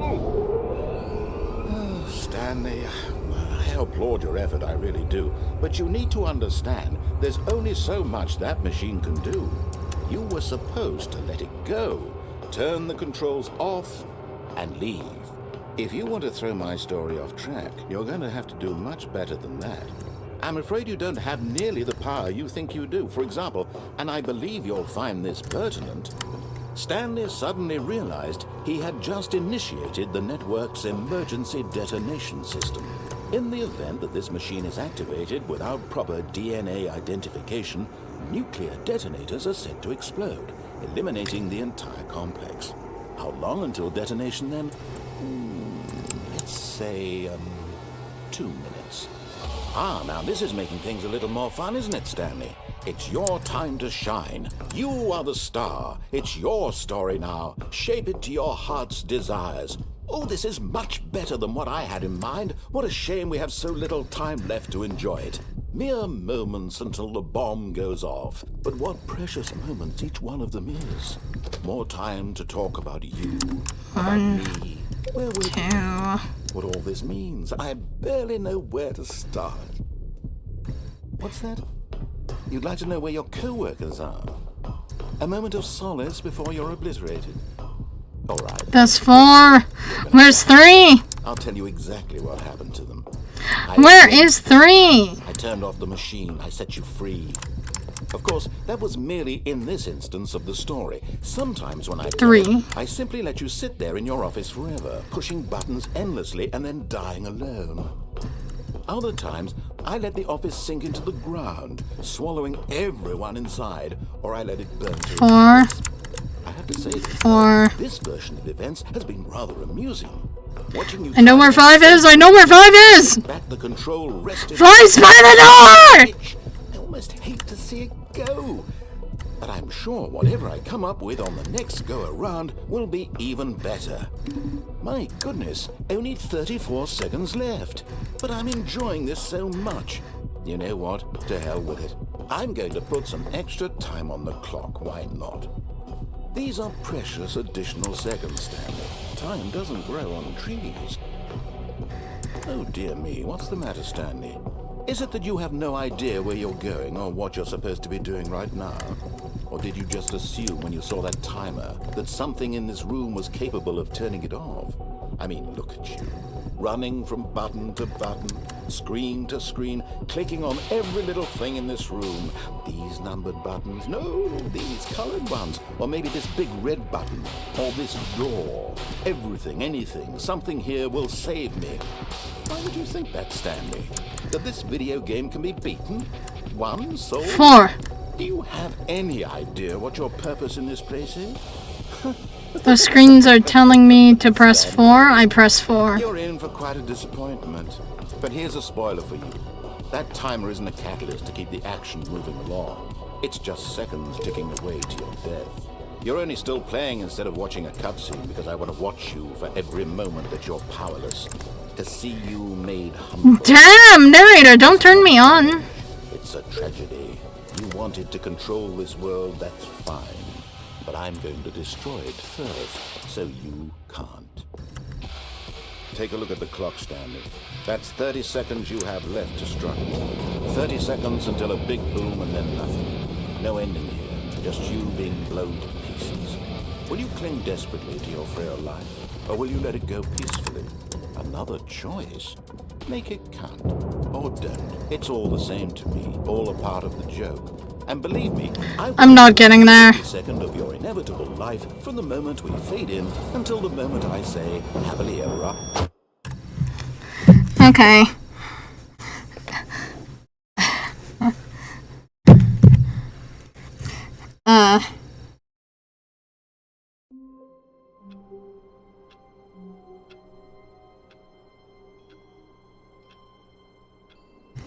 Blown to bits. How long was I sitting there? Stanley wondered to himself. Minutes? Days? Centuries? Did something crucial happen while my senses were turned? He made a note to be more careful with time from now on. That's new dialogue. It's dialogue I've not heard. When Stanley came to a set of 2 open doors, he entered the door on his left.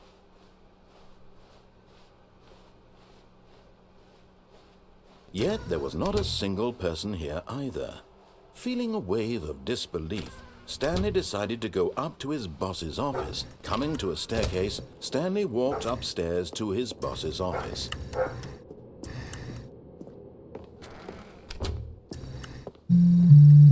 Hopefully I'll remember the pattern. Now, blah, blah, blah. Dark secrets, the keypad. Stanley pushes some buttons. Oh, hey, look, it's a new passageway. Quelle surprise.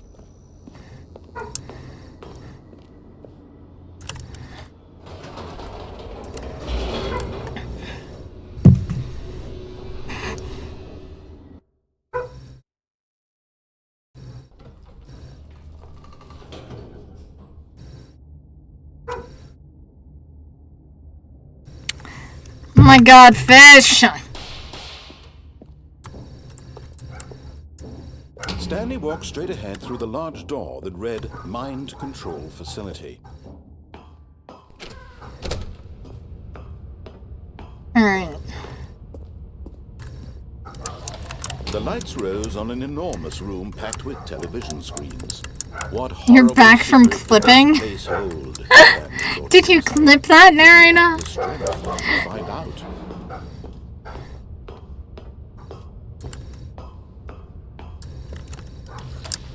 Now the monitors jumped to life, their true nature revealed. Each bore the number of an employee in the building. Stanley's co-workers. The lives of so many individuals reduced to images on a screen, and Stanley, one of them, eternally monitored in this place where freedom meant nothing. I want to get to that door somehow. It was too horrible to believe. It couldn't be true. Had Stanley really been under someone's control all this time? Was this the only reason he was happy with his boring job? That his emotions had been manipulated? Because there is a door up there. there. No, he refused to believe it. He couldn't accept See? it. Right His there. own life in someone else's control? Never. It was unthinkable, wasn't it? Was it even possible? Had he truly spent his entire life utterly blind to the world? WEEWOOWEEWOO. But here was the proof. The heart of the operation. Controls labeled Okay, with 3, emotions. 1, 2, 3, 4. Or sad, or content. 5. Walking, eating, working, all of it monitored and commanded from this very place. And as the cold reality of his past began to sink in, Stanley decided that this machinery would never again exert its terrible power over another human life. 3. For he would dismantle the controls once and for all. Oh, I have to go in that room. I think those buttons might actually be red herrings. I didn't go down here. Not fully.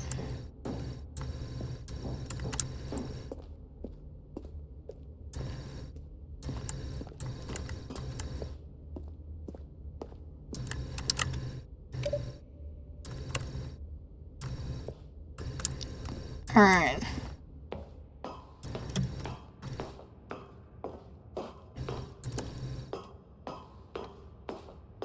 And when at last he found the source of the room, I turned it off.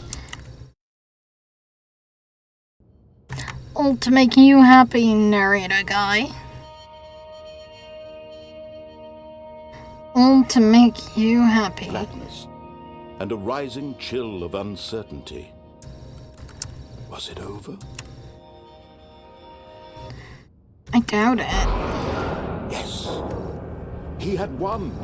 He had defeated the machine, unshackled himself from someone else's command. Freedom was mere moments away. And yet, even as the immense door slowly opened, Stanley reflected on how many puzzles still lay unsolved. Where had his co-workers gone? How had he been freed from the machine's grasp?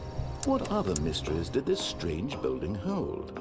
But as sunlight streamed into the chamber, he realized none of this mattered to him, for it was not knowledge or even power that he had been seeking, but happiness. Perhaps his goal had not been to understand, but to let go. Okay, there's an No invisible longer wall. would We're gonna anyone move tell him where forward. to go, what to do, or how to feel. Whatever life he lives, it will be his. And that was all he needed to know. It was perhaps the only thing worth knowing. Stanley stepped through the open door.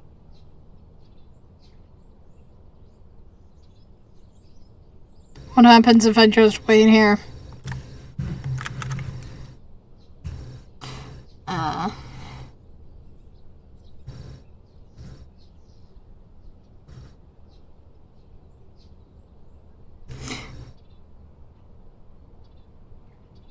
What do you mean outline?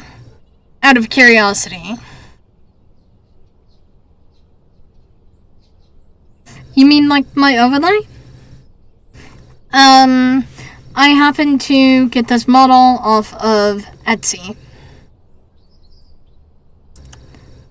Stanley felt the cool breeze upon his skin, the feeling of liberation, the immense And possibility of a new path. then came with all of her overlay This was stuff. exactly the way, right now, that things were meant to happen.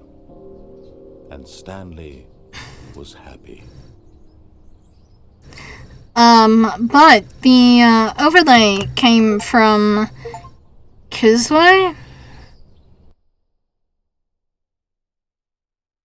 I think. I don't know how to say their name. Hold up. I can search it up. I know for a fact I have the files. I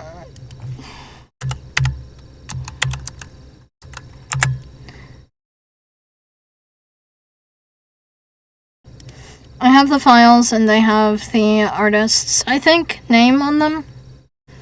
Let me just go to my downloads folder real fast.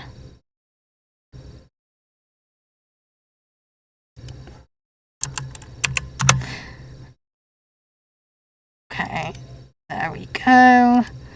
Overlays. I had not extracted them, apparently. Give me a moment and I'll get you a name. And honestly, a link. If I can. Kizu. Let's see. Kiizuue.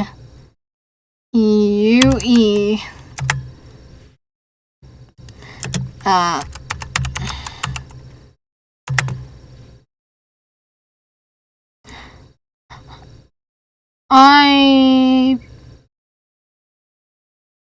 don't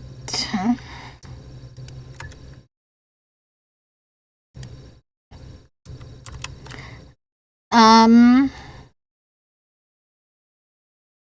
mean, that's the folder name that they're under here. I can type it in chat.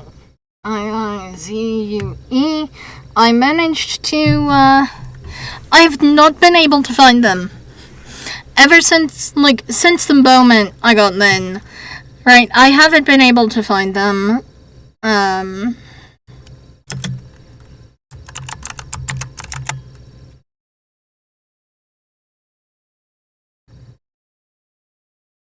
Online. And what happens,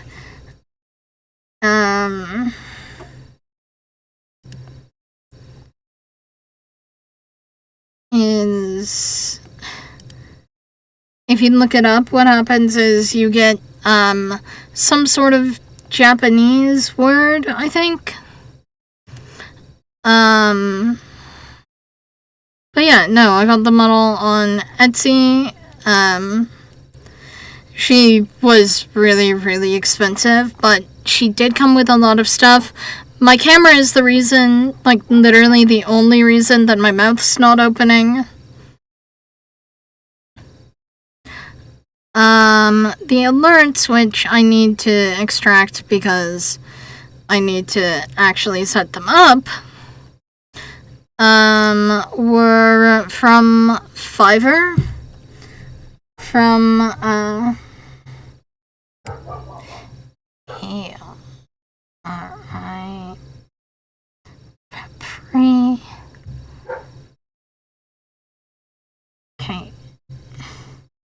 K-A-I,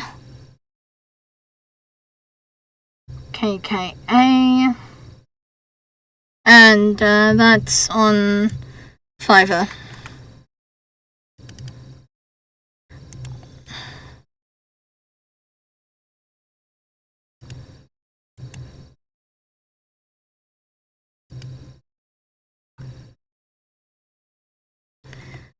And they are adorable alerts, too. Unfortunately, they are not on the scene right now. I guess I could set them up. Hold up, let me do that. Let me do that real fast. Wow, I keep opening the Alienware thing. Let me just unpin that from my taskbar. Stream element, and then I'll just add an alert box to the scene real fast. Let me see. Alert box. Follower alert, set image.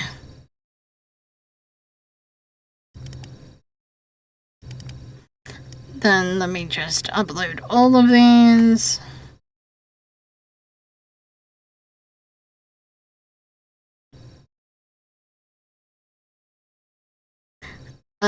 This one can be follow alert.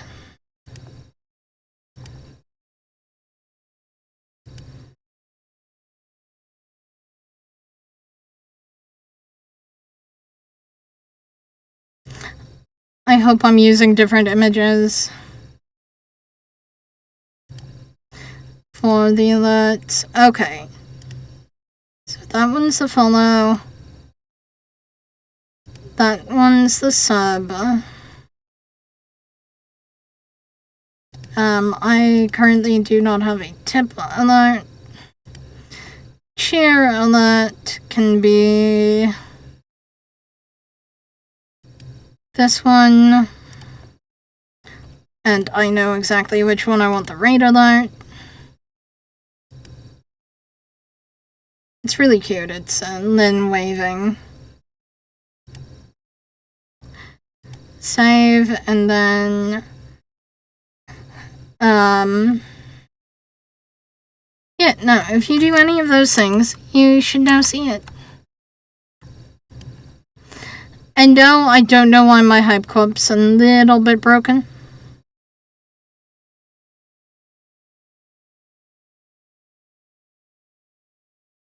Back to the game.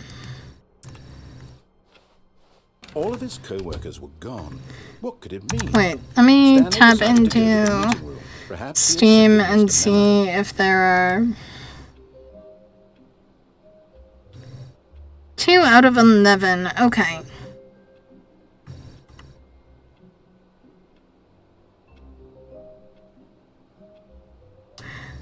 $430.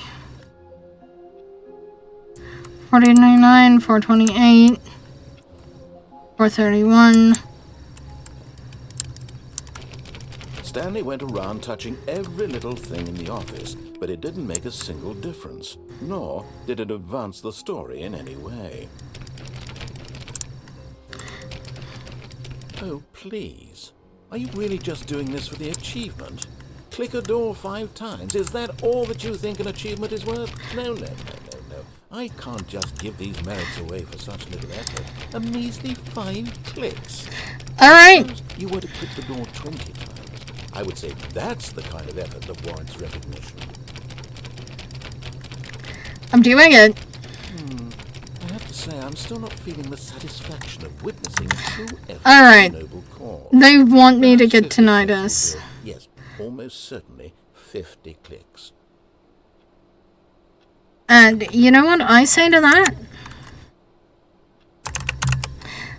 I say that Riddle and Rivers set up a macro on my mouse.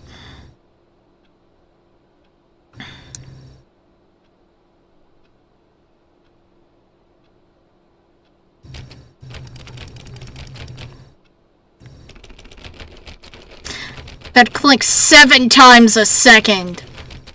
No, I'm still not feeling it. I want this achievement to have meant something. It has to be a true reward for valiant effort. I want to see some hustle. You are! I'm holding down the I want button some on my commitment, mouse. A willingness to go all the way, no matter what the cost. Why don't you go put 20 clicks into door number 417? 417. 417. Where are you? 417. 20. I want to see if he says anything.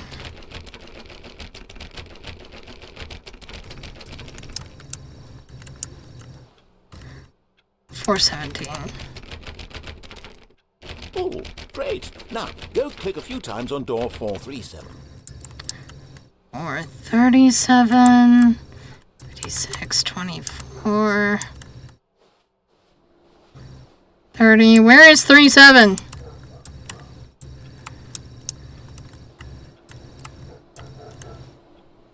Six. There's 437. Excellent. I think we're getting somewhere. Now, door 415. Let's give it 10 clicks or so.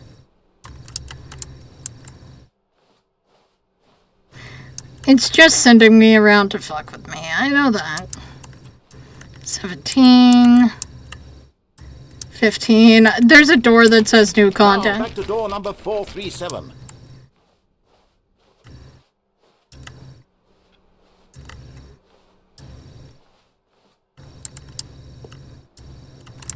Four through 7 is right Let's see. here. How about you click on, well, I don't know, the copy machine? I want this achievement! All right, back to room 417. I'm really feeling it now. I think we're getting somewhere. I love that the narrator's just trolling my ass. Okay, now go climb on employee 419's desk. 419.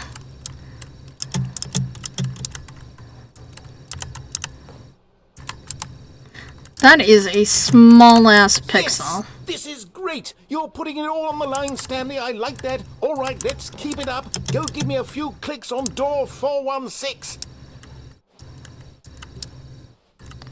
15, where is 416? 417, 415.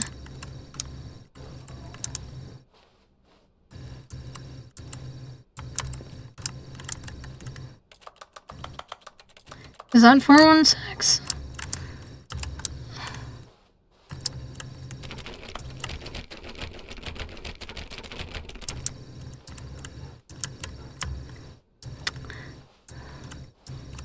I guess what's in the new content door?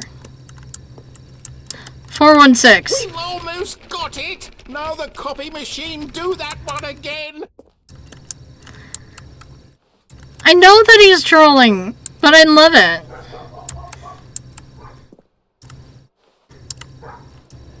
Finish it off, Stanley. 5 clicks on door 430. Yes! We did it! My god! I got the fucking achievement. You really earned it, Stanley. Also, my headset appears to not be charged. How far we've come today. Just think, only a few minutes ago you believed in Which, was worth it's 5 clicks. unplugged. Really now, what were you thinking? And that is really weird.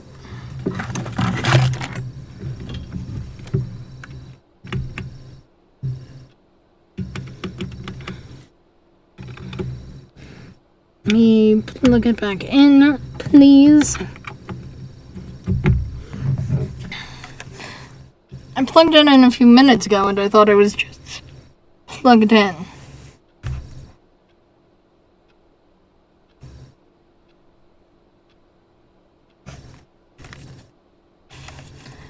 Alright.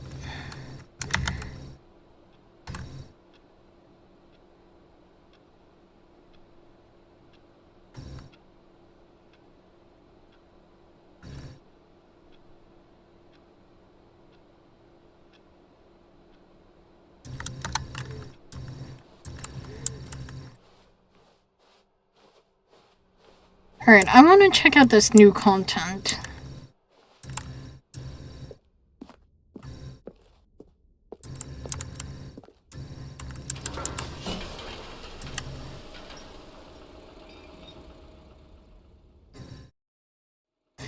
It'll probably lead to my horror death.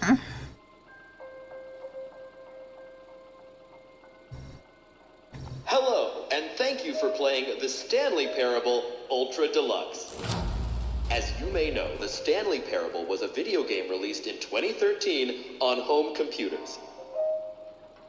After receiving critical and commercial success, it was expanded upon in 2022 with the Stanley Parable Ultra Deluxe, a reimagining of the game for consoles and home computers.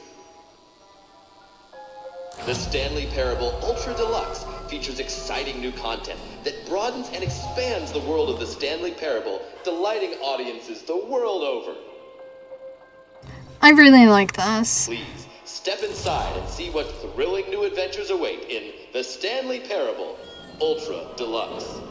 Oh, well, this sounds delightful.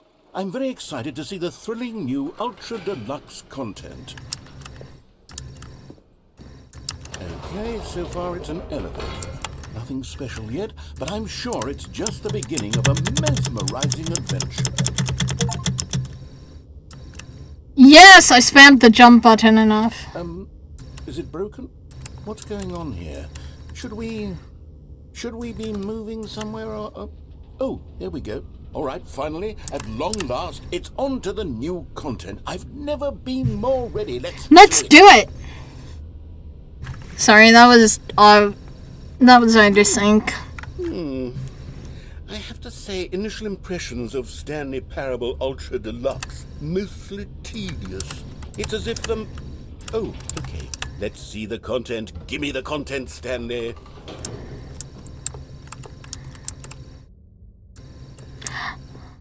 All right, let's see. It's the jump circle.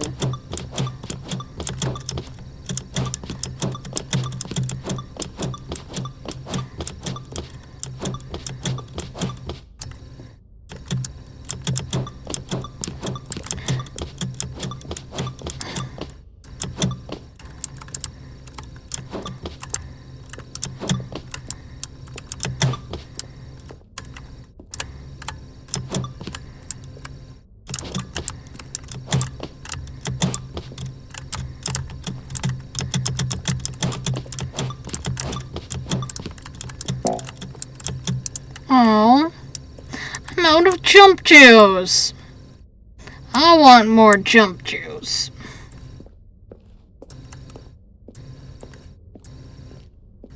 I hate tinnitus. Surely that's not all the new content. There has to be something else, right? Goodness, another elevator. Stanley, I have to say, initial impressions of this game are not positive. It's just elevators and jumping. Is this what passes for exciting new content? If this is new content... Oh, also, James, the thing that appears when I talk, that's a plugin for OBS. The Stanley Parable Ultra Deluxe, now with over 1,000 and the popcorn bucket hype cup that does not seem to want to be working. Yes, I knew there had to be something else. Let's see it. I'm ready for whatever it is.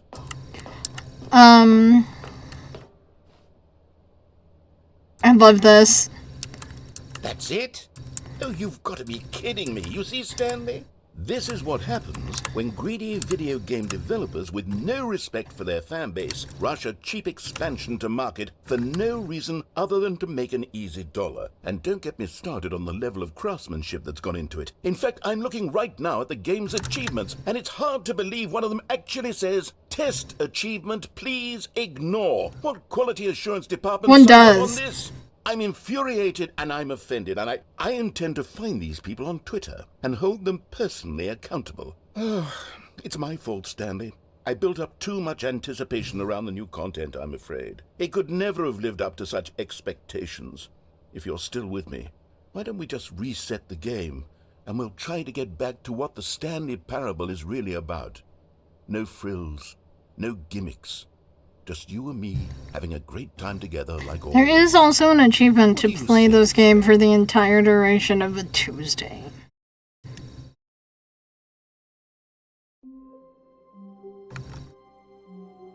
This is new.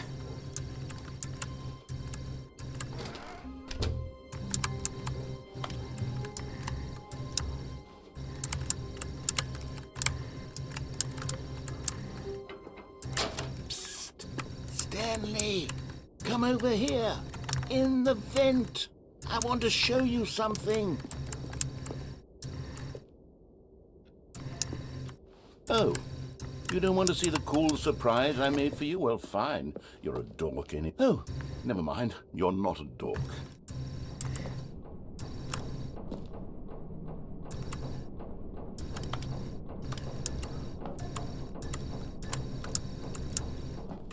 I'm assuming this is death.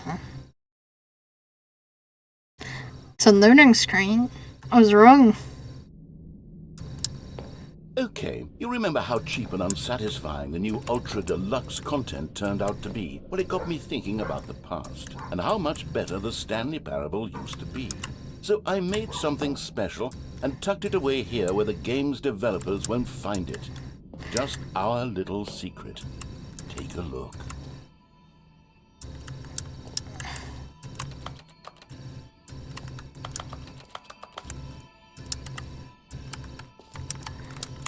Oh. I call it the Memory Zone. It's where I've been storing all my favorite memories so I can relive the peak experiences of my life whenever I want. Experiences like the launch of the Stanley Parable on PC. You see, Stanley, doesn't the memory zone remind you of how wonderful Stanley Parable was before it was sullied with a cheap re-release? Remember back in October of 2013, when the game originally launched? Back then, video games had integrity. Back then, it all meant something. Oh, the waste. Okay, original remake. Okay, so all of these are nice.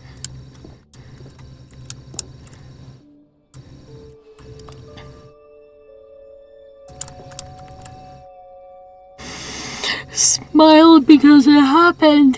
Yeah.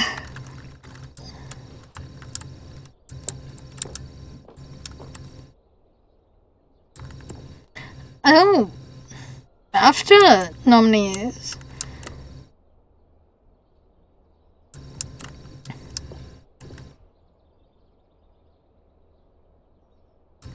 Yeah, there's a Deb.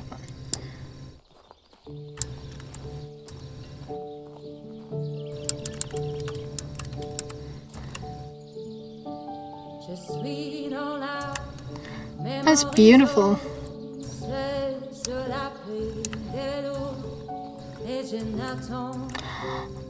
I love this. Where I keep reviews of the Stanley Parable. Like this stunning triumph of games journalism. 10 out of 10 from Destructoid.com. James Stephanie Sterling writes, and I quote, "Where so many games that aspire to be more than games end up less than any form of art, Stanley Parable strives and then succeeds to be every game I ever love this created." environment. Did you hear that, Stanley?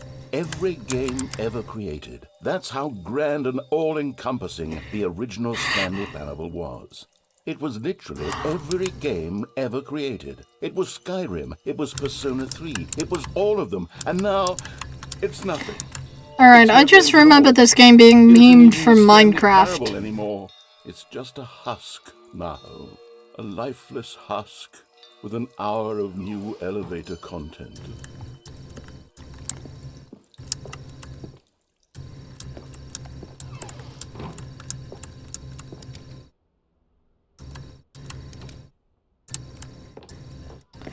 I have a feeling I gotta go down there at some point.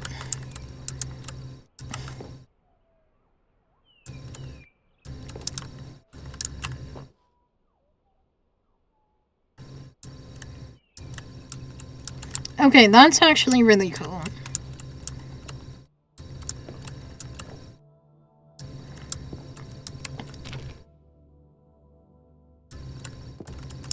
This is actually cool. Here's another moving passage, this time from GameSpot.com. The Stanley Parable is both a richly stimulating commentary on the nature of choice in games, and one that offers some of the most enjoyable, surprising, and rewarding choices I've ever been confronted with in a game. 9 out of 10. Don't you get it, Stanley? The game was perfect. It didn't need anything else. It didn't need new content. It just needed to be left alone. To spend the rest of time I love that he's describing, like, what people were thinking, probably, when Ultra Deluxe released. The serious room.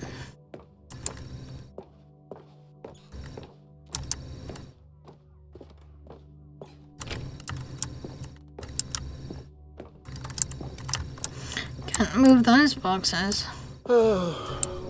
These were simpler times, Stanley. But I wouldn't give to go back, to have it all over again. Wait, hang on. I don't recall this part of the memory zone before. What's this? What's down here?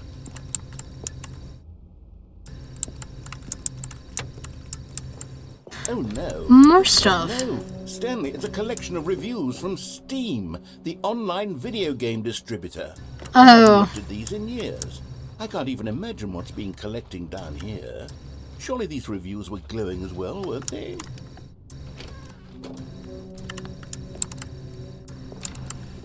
Honestly, I could not be bothered to play this game to full completion. The narrator is obnoxious and unfunny, with his humor and dialogue proving to be more irritating than entertaining. No. Unfunny! I'm not trying to be funny. I'm trying to make a serious work of art.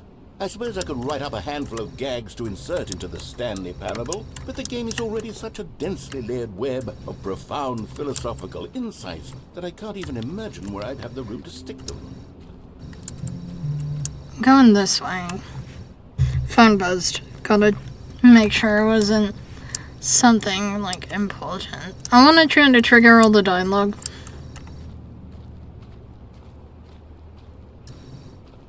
Also, I love that it's like a shipping yard of Steam reviews. Like, the commentary there.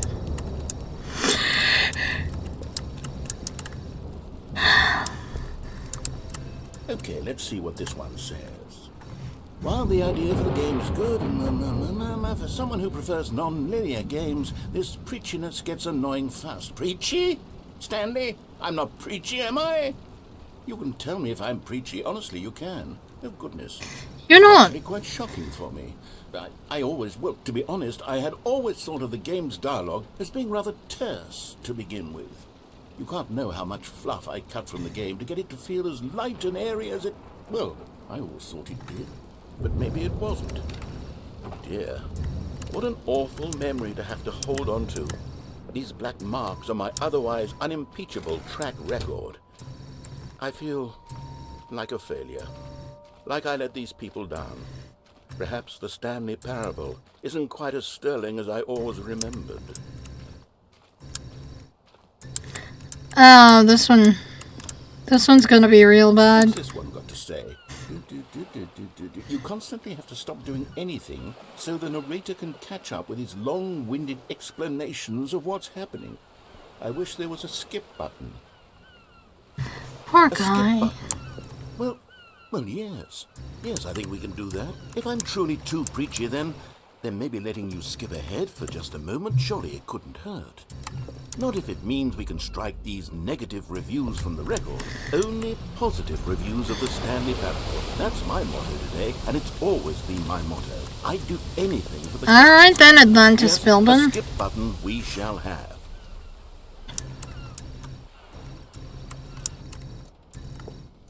What if I don't want to use the skip button? Oh, I have to use the skip button.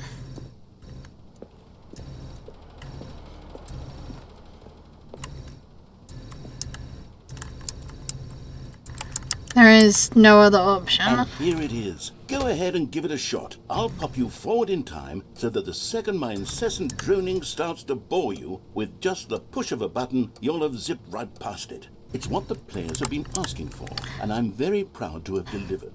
No more listening to me rambling on and on and on. No. The Stanley Parable is a game for the people. I want to listen to you ramble. You're talented. My goodness, that's what they're going to get. Well, don't sit around waiting for me to shut up. Go ahead and make me shut up. Here, we'll pretend that I've just begun an interminable monologue, and it goes something like this. The story, and the choices, or what have you, and therefore, by becoming it is, so on and so forth, until inevitably, we all until the end of time, at which time everything all at once, so, now you see, blah, blah, blah, blah, blah, blah, blah, blah, blah, blah, blah, No. blah, blah. We've eaten too much and it can't be just yet, no, until 245. That the logic of elimination working backwards, the deduction therefore becomes impossible to manufacture. It went on for nearly 10,000 years, until just yesterday, here and there, forward and back, and never a moment before lunchtime. It can't be. It's the only thing there is. How many billions left until so much more than forever ago? I want to know how much dialogue you recorded. The story and the choices, or what have you, and therefore by becoming Is it a loop? so on and so forth. Until It is a loop. inevitably, I'm sorry, buddy. until the end. I want to... Oh, you're back, you see. You were only frozen in time for a few minutes, but it was plenty of time for me to deliver a long, rambling monologue full of unnecessary verbal flourishes and lengthy ruminations on the nature of choice in video games. Of course, I happen to believe it was perhaps one of my more profound such ruminations. Not that, of course, you need a description of it, but if I had to describe it, I'd say it was perhaps less of a rumination and more of a treatise. Or maybe a manifesto. Look, I'll outline it for you very briefly, and you can tell me what you think. Okay, so my theory is that any choice you've ever made is simply a series of choices made by the person who you are, or were, or will be at the time of having made said choice. That is to say, if by articulating a choice you've already made, you bring that choice into being, then by making no choice and saying nothing, are you not simply erecting in the sanctuary of time a monument to every person you've ever been, making every choice to which you've ever given your brief mortal and yet timeless thought? Or rather, do all of the choices you've ever made, in fact, make you more not this kind of person, and in fact do the very opposite? You see, it could in fact be both of these things at once. That you are both making choices and not making choices, and that they are both affecting you and not affecting you at the same time by virtue of the fact that you both are and are not making them. Okay, at first, I was leaning towards manifesto, but now I'm going to circle around and slap the treatise label on this one. I think it has much more of a treatise vibe to it. But wouldn't you say that manifesto just has a much grander sort of tone? It has a mouth. Well, it depends on the context. Ambition and history. Ambitious history, if you will. See, now you've gotten me going back to manifesto. I really don't want to use the skip button. Okay, look, I have a method for exactly this sort of situation, and I do find myself in this situation frequently. I'm going to say each word back and forth in repeated succession until I become sick of one or the other, in which case the word I am not sick of shall be the victor. You know, I like that method. Unimpeachable strategy, Stanley. It's rescued me from disaster in countless situations. All right, here we go. Treatise, manifesto. Treatise, manifesto. I'm sorry, buddy. Well, there's Sport. You really did catch me rambling on a bit, didn't you? But that's the power of the button. The minute I start to go off on a thoughtless display of self-absorption, it's right at your fingertips to go poof, and it's all over. Okay, welcome back, Stanley. Now, I should say that the amount of time the button has been skipping through is becoming longer and longer. That last one was, well, I want to say maybe 30, 45 minutes? It's not unendurable by any means, but it's, well, there's really only so much I can ramble on to myself about. I know, it's shocking, isn't it? But at any rate, I do suggest that we not press the button again. I think the skip button has been aptly demonstrated. We're pressing it again. Stanley, please don't push the button again. It's been 12 hours. You've just been frozen there. I don't know why the skips are getting longer, but they're... Oh, Stanley, you're back. You're back. Oh, my goodness. I have someone to talk to again. Stanley, I think it's been a week. Or 2 weeks. I've been sitting... Oh, hello. It's you. You're here again. Welcome. I have had time to think about you and about us.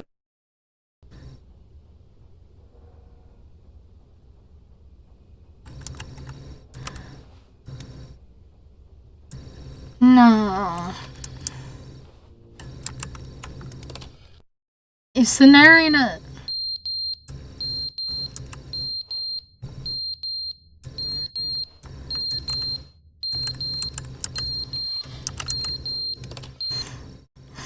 But they didn't understand the game was never meant to be funny. It was meant to have a point. It was meant to speak to the human condition. But where are the jokes? Where are the jokes? They bemoaned, they screamed, they gnashed their teeth and said, entertain us.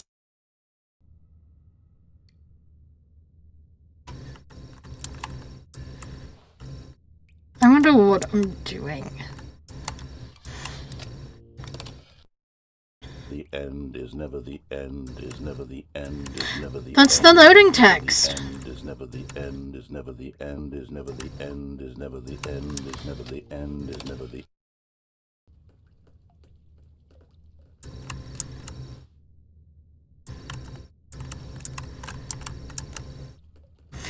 You know what?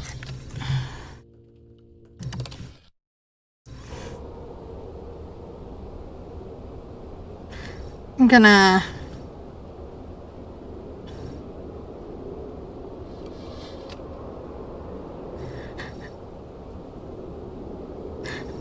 Oh! A parable's a biblical thing.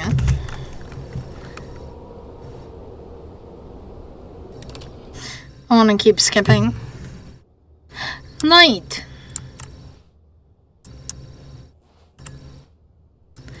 Come on, button.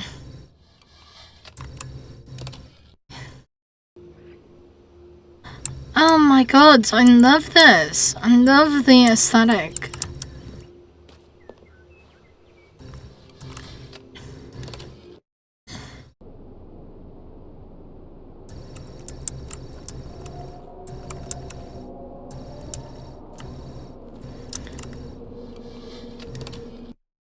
I'm pushing the button whenever I can. Honestly, because creepy environments are creepy. And they are not something that I normally want to spend my time on.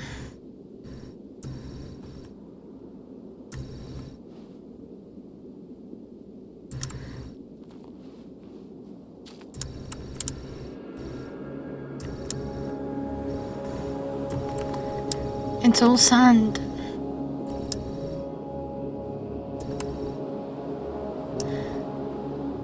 Where are we, Arrakis?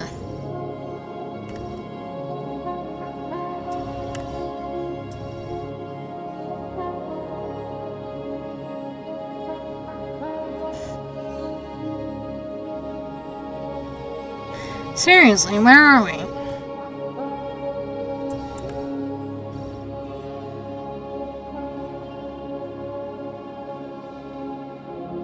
This is very peaceful, though.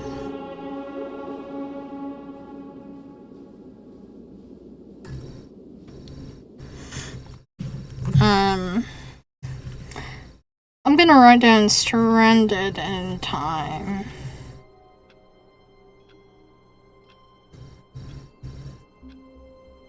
For that ending. How long was I sitting there? Stanley wondered to himself. Minutes? Days? Centuries? Did something crucial happen while my senses were turned? He made a note to be more careful with time from now on. When Stanley came to a set of 2 open doors, he entered the door on his left. There is a speedrunning achievement. There was not a single person here either. Feeling a wave of disbelief, Stanley decided I'm gonna try to grab his it. boss's office. Coming to a staircase, Stanley walked upstairs to his boss's office.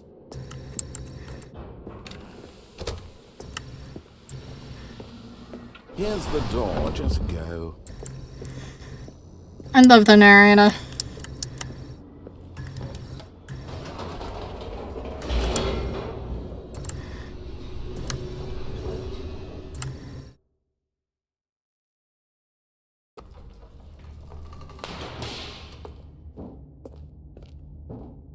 Stanley walked straight ahead through the large door that read Mind Control Facility.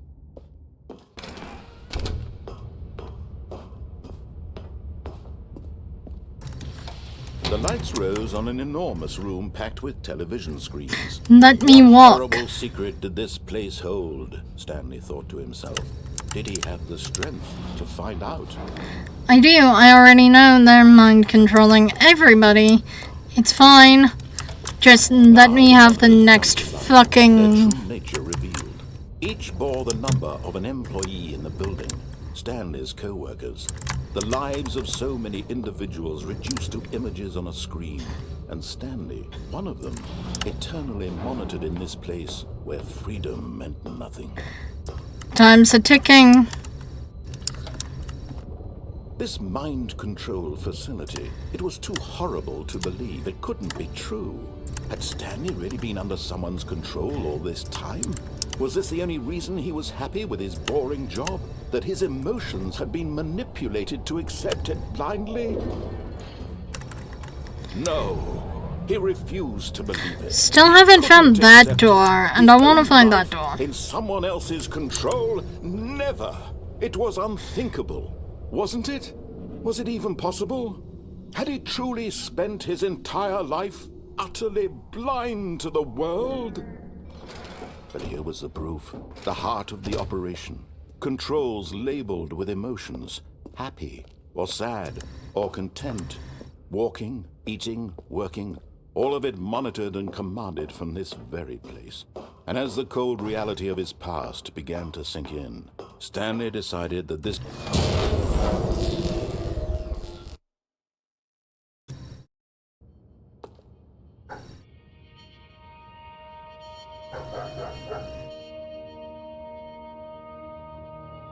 Blackness, and a rising chill of I'm not getting that uncertainty. achievement.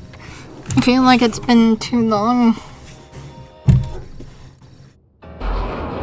Yes, he had won. He had defeated the machine, unshackled himself from someone else's command. Freedom was mere moments away.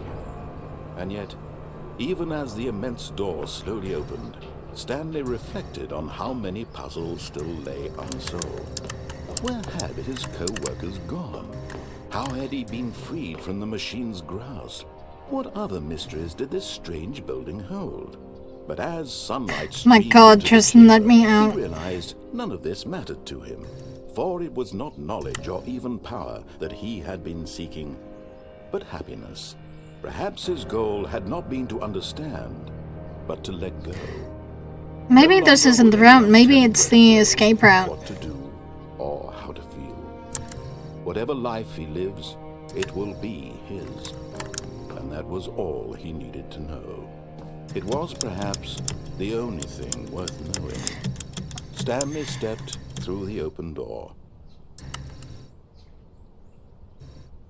Stanley felt the cool breeze upon his skin, the feeling of liberation, the immense possibility of the new I don't path even know how before long I've been playing This was this. exactly the way, right now. 90. I've been playing this an hour and a half, guys. And Stanley was happy.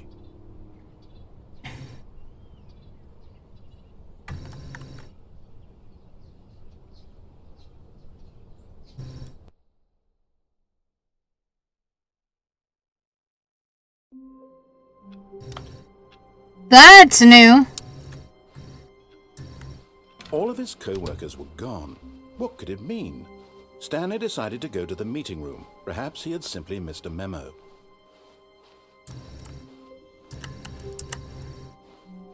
When Stanley came to a set of 2 open doors, he entered the door on his left. Yet there was not a single person here either. Feeling a wave of disbelief, Stanley decided to go up to his boss's office. Hoping he coming to a staircase, Stanley walked upstairs to his boss's office. But You know what?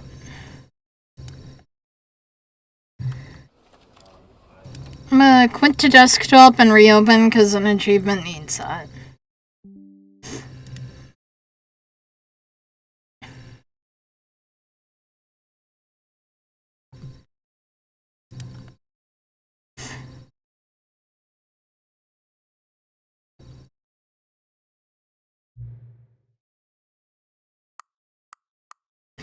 It is 9:53.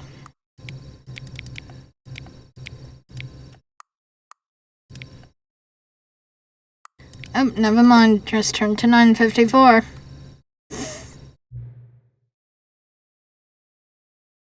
Hang on. Before we get started, can I just say something? Thank you for actually setting the clock both times you booted up the game. A lot of people don't take that step seriously and they just leave the clock set at 12 and call it a day.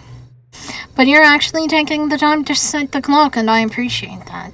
That's how I know you care about this experience. You're paying attention. I don't even have any way of knowing if the times you're setting are correct. Tell you what, I'll make you a deal. Since you've been so cooperative, next time you boot up the game and see the screen, just set the clock to your favorite time. Go ahead, pick whatever time you want, even if it's not the correct time. You've earned it. Alright, I'll let you get back to the video game now.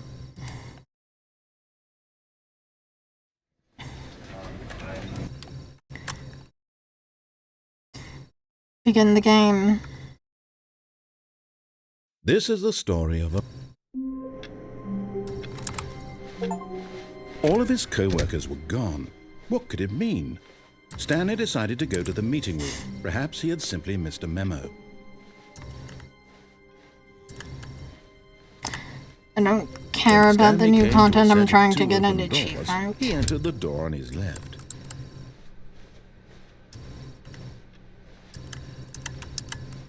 Yet there was not a single person here either. Feeling a wave of disbelief, Stanley decided to go up to his boss's office. Coming to a staircase, Stanley walked upstairs to his boss's office.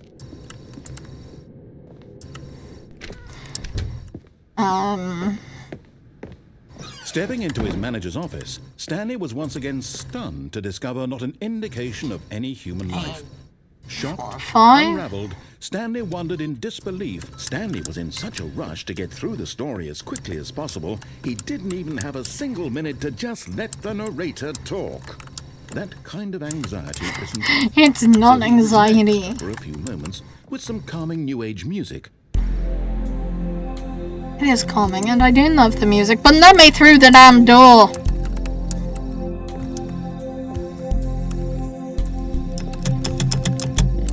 And it frustrates me. And rejuvenated, Stanley calmly walked forward into the opened passageway.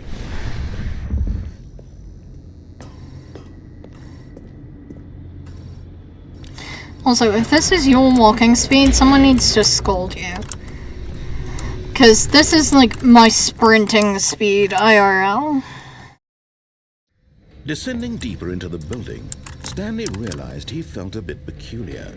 It was a stirring of emotion in his chest, as though he felt more free to think for himself, to question the nature of his job. Why did he feel this now, when for years it had never occurred to him? This question would not go unanswered for long. Stanley walked straight ahead through the large door that read Mind Control Facility. I have a feeling this is too long.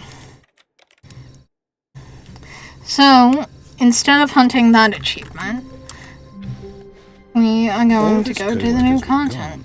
What could it mean? Stanley decided to go to the meeting room. Perhaps he had simply missed a memo. Oh, good. You noticed my sign. Yes, I have something very exciting to show you.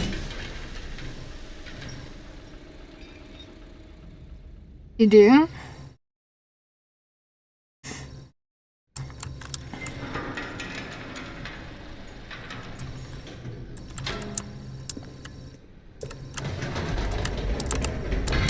You see, Stanley, I've been reflecting on the Stanley Parable and about how roundly disappointing this ultra-deluxe version has turned out to be.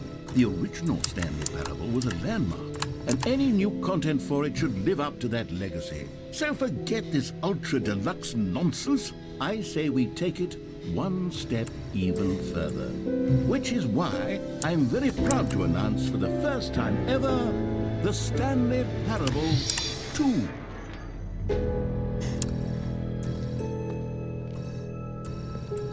Yes, you see, isn't this far superior to a measly re-release with a few minor additions? Think of all the new territory we'll cover with a fully fledged sequel. An entirely new experience, built from the ground up. Why, there are so many possibilities. It could go in so many different directions. This is what fans have truly been asking for. Now, to be clear, I haven't quite nailed down what exactly the Stanley Parable 2 is going to be, but let's take a look at some of the features I've been developing for it. I figure that if I can loosely organize a handful of interesting concepts, that surely the game will sort of naturally spring up around them. It'll all work itself out. Game development is much more of a fuzzy magic than anything scientific or logical, really. Hey there, Chip. How's your Game of Thrones binge?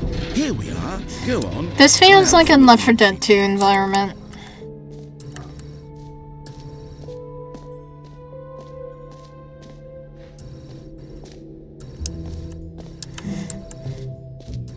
For the Stanley Parable 2, I asked myself, Should have looked around more. what do players really want? And of course, the first and most obvious answer is that they want to be individually recognized and validated as people. So with that in mind, my first addition to the game is this button, which... Sorry, I should have clarified. Right now, the button only says the name Jim. But of course, in the final game, this button will say your name, whatever name that is. Here, let's have you roleplay as Jim to really simulate the full experience of this feature. Okay, Just I'm play. Jim now, I guess. I promise you'll love it. Okay, here we go. Let's take a deep breath, clear your mind, forget whoever you are, and simply become a person named Jim. I want... Jim. Whoa, hold on. I wasn't finished setting up the backstory. Okay. If you don't properly roleplay as Jim, then you'll never understand the impact of this button. Otherwise, it's just a stupid button that says somebody else's name. I'm an Okay, actor. I can... And this time, let me finish first. You gave me a character name and a simple concept. Imagine yourself driving to work as Jim, playing frisbee on the weekends as Jim, staying up all night for a popcorn and horror movie sleepover as Jim, Yo.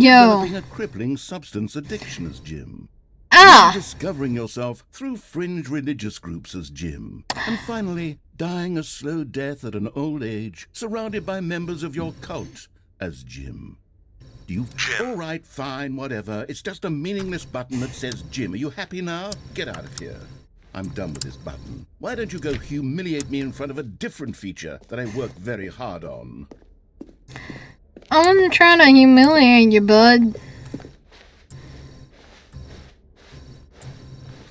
That is just a light source. I hate that. Maybe I'll only let people named Jim play the Stanley Parable too. They would appreciate what I've created here. Epilogue. Oh, on my piano.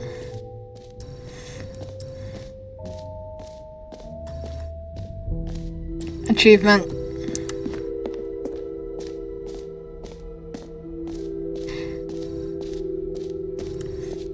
Is this the test achievement?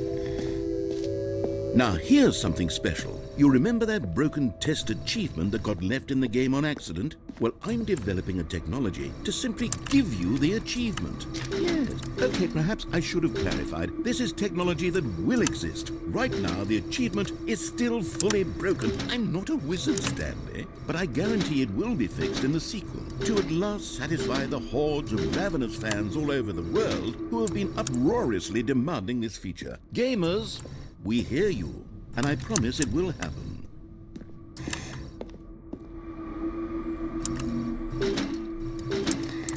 Wait. Okay.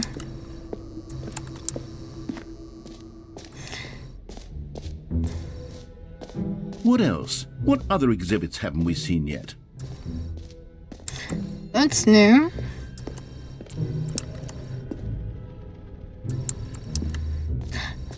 Ooh. Collectibles. Now it's a real video game. In the Stanley Parable 2, you'll run around gathering up these miniature Stanley figurines. And what's truly innovative is that there will be no reward for collecting all of them. I don't want to stifle the intrinsic joy of watching a number go up. You simply collect all of them, and then you move the hell on with your unremarkable life.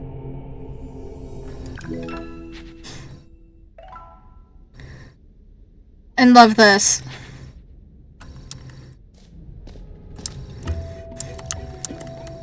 God, it really is the worst when you collect everything in a video game and then they give you a big fancy reward for it. Absolutely tragic. Calling it the Stanley Parable 2 is just so much catchier than Ultra Deluxe. Jump circle! Ultra Deluxe? What does it even mean? But the Stanley Parable 2, now that's an artistic statement right there. It's future-oriented. It screams progress and innovation and long-term franchising potential. Okay, I'll be honest, I haven't yet decided on this one. I think that in the new version, the office could use a bit of decoration, like balloons. But I'm undecided on Get Well Someday and Happy 12th Birthday. Which would you go with? Which one are we going with, chat? You know what? I'm chronically ill. We're going with Get Well Sometimes Someday. when you solicit another person's opinion, it makes you realize that you knew which one you actually really wanted all along. Happy 12th birthday, step-niece, it is. Or actually, maybe I should have gone with... No, No, I've made my decision. We're moving The on. reassurance bucket. A common complaint of the Stanley Parable was that it was confusing and paradoxical, that it engendered a chaotic sense of reckless despair in those who played it. Well, I'm happy to say that after much consideration, I've engineered a clever solution to this fundamental problem with the game. It's the Stanley Parable Reassurance Bucket. You see, Stanley, anytime you're holding the bucket, a sense of calm and ease will fill your mind and your heart. It's true. As long as you hold on to the bucket, the many disorienting contradictions of the Stanley Parable will feel perfectly normal and perhaps even comforting. You may even come to long for the gentle embrace of jarring cognitive dissonance while the bucket is in your arms. And to be honest, it's a much more convenient solution for me than actually redesigning the game to be less uncomfortable. Can you imagine what a pain in the ass that would be? That would be a huge pain in the bucket ass. is the perfect solution. Come on, give it a try. Can you feel it? The glow of comfort, even in the face of crushing despair, must already be sweeping through your body. And in fact, can I say that I do believe the bucket lends you an air of charisma as well? I think that just holding it has made you the slightest bit more attractive as a person. The benefits of the bucket seem to go on and on, don't they? All this and more await you in the Stanley Parable 2. Let me venture Does out anyone with give my out awards bucket. for most enjoyable bucket in a video game? That really should be an award if it isn't already. There should.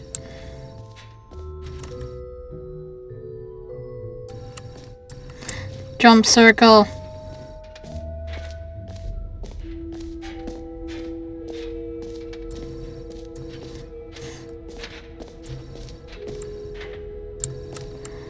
Oh, is that room?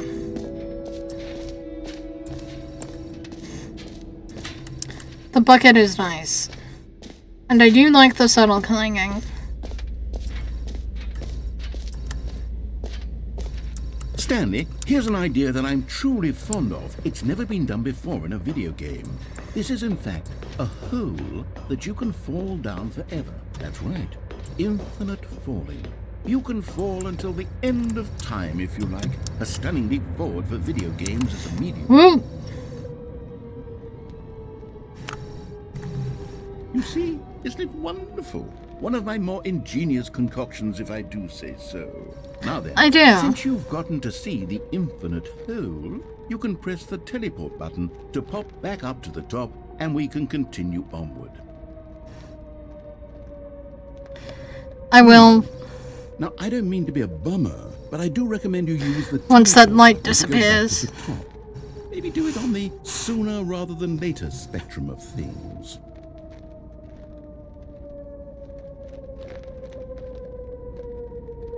Okay, Stanley, I don't know quite how to say this tactfully, but it's possible that I slightly exaggerated the infinite nature of the hole. Is it a very, very deep hole? To be certain it is. It's an extremely deep hole. I don't want anyone to say that it isn't an astonishingly deep hole. It is. Is it infinite? Well, that sort of depends on your definition of infinity. From one perspective, great. Now, I'm very excited to show you even more of my ideas for the sequel.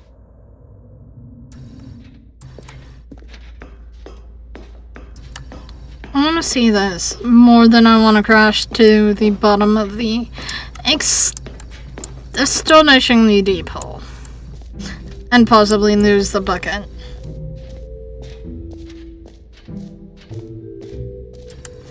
I don't want him having to monologue.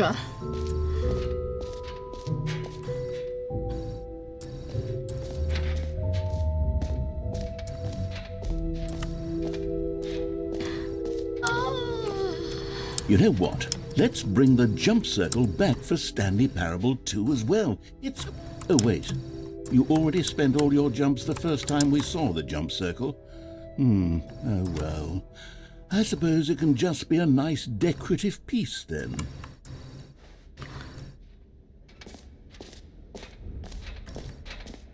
Alright, fine. I guess I'll go to the exit.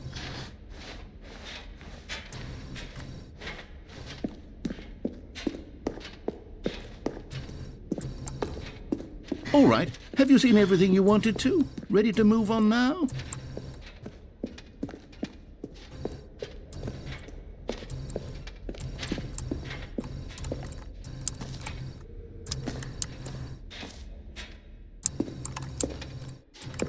So, Stanley, what do you think?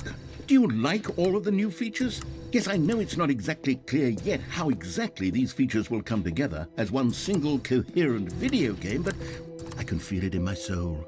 It's going to work. There's definitely a good game in there somewhere. Say, let's do an experiment. I'll arrange these new features together, and we'll see whether or not it coheres into a meaningful game I love this. experience. I love this. I love this so much. Okay, are you ready? Here it is. I give you the Stanley Parable 2.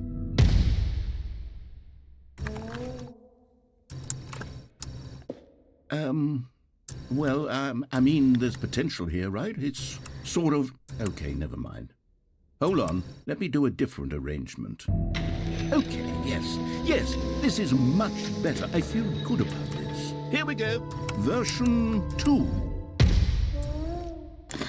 Who am I kidding, Stanley? This isn't a coherent video game at all. It's a lot of gags. And I do very much enjoy creating gags, but they don't add up to anything. I wanted more than anything to create a sequel that would capture all the magic of the first game. You can't catch lightning in a bottle. Love it. No matter how good these gags are, they won't stand on their own. They would need the... You can try to replicate it, but you're not gonna have the same amount Maybe of that's energy. it. I can take the original Stanley Parable and simply, well, insert a few of my new features into it. Tastefully, of course. With respect. With care for the vision and integrity of the original game. Would it possibly work? I suppose it could. But it would need a really, really tremendous title screen. A title screen that says with bold and uncompromising conviction, "This is the Stanley Parable 2. Let me see if I can whip something up. All right, perfect. Go ahead. Oh. Okay. Yeah, go to bed, babe. This is the story of a man named Stanley. Stanley worked for a company in a big building where he was employee number 427. Employee number 427's job was simple. He sat at his desk in room 427 and he pushed buttons on a keyboard. Orders came to him through a monitor on his desk, telling him what buttons to push, how long to push them, and in what order. This is what employee 427 did every day of every month of every year. And although others might have considered it soul-rending, Stanley relished every moment that the orders came in, as though he had been made exactly for this job. And Stanley was happy. Oh my god! Something very peculiar happened. Chippy, Something that thank would forever you! change Stanley. Something he would never quite forget. He had been at his desk for nearly an hour when he realized that not one single order had arrived on the monitor for him to follow. No one had showed up to Thank give him you. instructions, call a meeting, or even say hi. Go to bed. Never in all his years at the company had this happened. This complete isolation. Something was very clearly wrong. Shocked, frozen solid, Stanley found himself unable to move for the longest time. But as he came to his wits and regained his senses, he got up from his desk and stepped out of his office. All of his co-workers were gone. What could it mean? Stanley decided to go to the meeting room. Perhaps he had simply... Stanley picked up the bucket.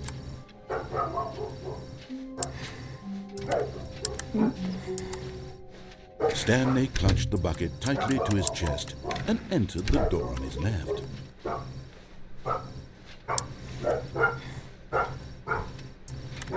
Still no one was here. Stanley needed the bucket's warmth and comfort now more than ever. Perhaps his boss's office was where he'd find answers. Oh, Stanley, can you feel it? The broom closet. It wants the bucket. You can feel that, can't you? The aura of jealousy? It's as No. clear as coming to a staircase. Stanley and the bucket walked upstairs to the boss's office. The broom closet will not get my bucket. Stepping into his manager's office, Stanley was once again stunned to 2, discover not an 8, indication of any human life. 4. Crushed by the weight of this, but Stanley guessed the correct code by sheer luck. Was it that the bucket knew all along? Was the bucket guiding him? The bucket is guiding me. This is certainly the most logical explanation.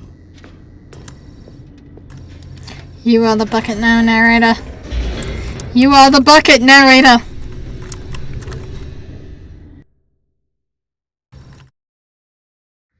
The elevator raced downward, plummeting towards an unknown fate. It would be all Stanley could do to keep himself together, if not for the bucket. Soothing him, comforting him, reassuring that in this darkest moment of uncertainty, he would be all right. The bucket is here for you, Stanley. Everything will be fine. Stanley and the bucket walked straight ahead through the large door that read, Mind Control Facility.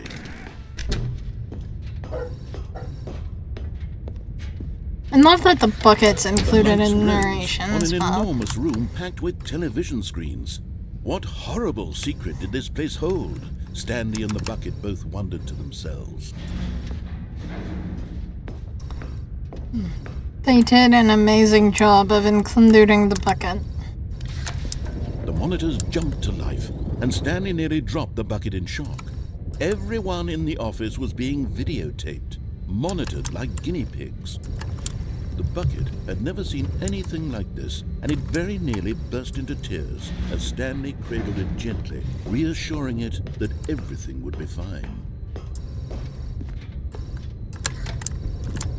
Was the bucket under the mind control facility's influence as well?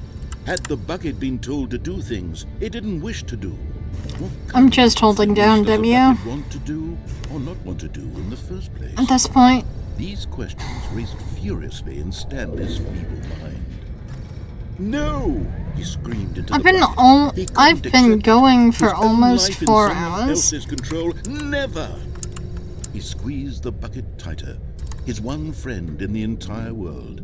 At this point, he could trust no one except for the bucket.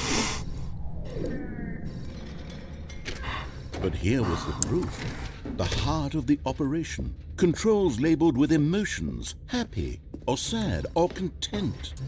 Walking, eating, working, all of it monitored and commanded from this very place.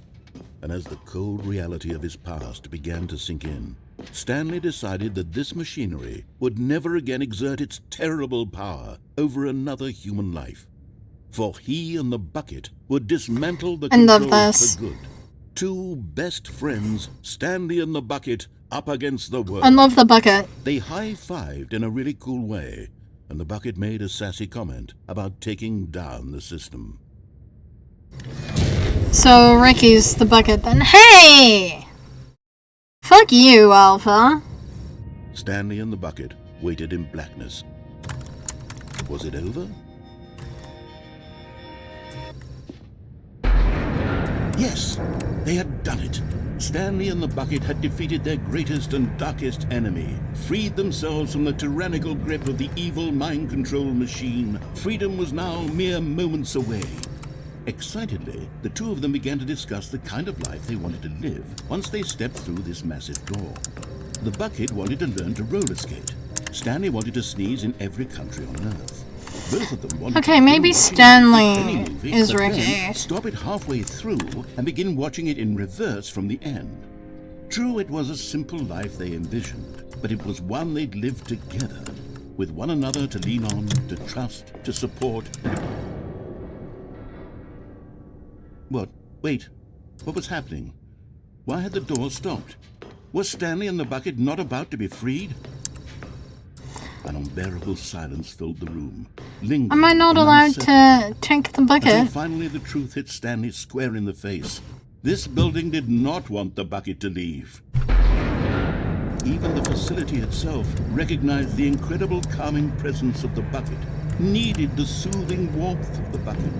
go to any lengths not to part with the bucket. No. Stanley can't leave this place. Not while he has such a precious bucket in his arms. Not while this building has anything to say about it. Stanley realized he would never again leave this very room. But at least he has the bucket.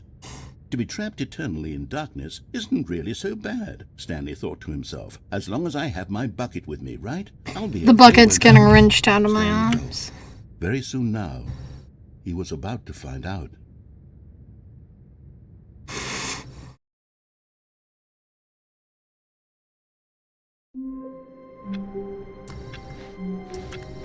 All of his co-workers were gone. What could it mean? Stanley decided to go to the meeting room. Stanley lifted the bucket into his arms, and a wave of comfort rushed over him. Stanley clutched the bucket tightly to his chest and entered the door on his left. Oh, shit. Alright, if the building... This was not the correct way to the... Nah. I think that I'm gonna quit to the desktop because those visuals were just kind of hurting my brain a little bit.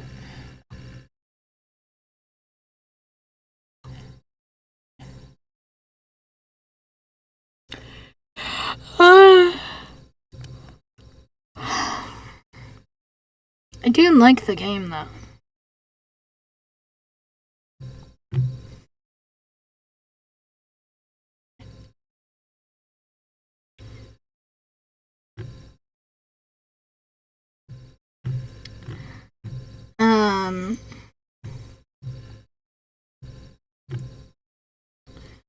Let's see. There's the collection that I share with Chip. There's all my horror games, everything that's installed locally.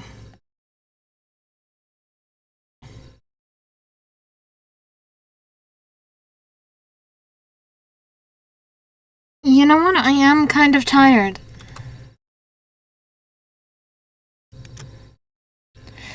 I am actually pretty damn tired. And as such... Oh shit, I forgot to set this scene up. This will be the ending scene. Bye.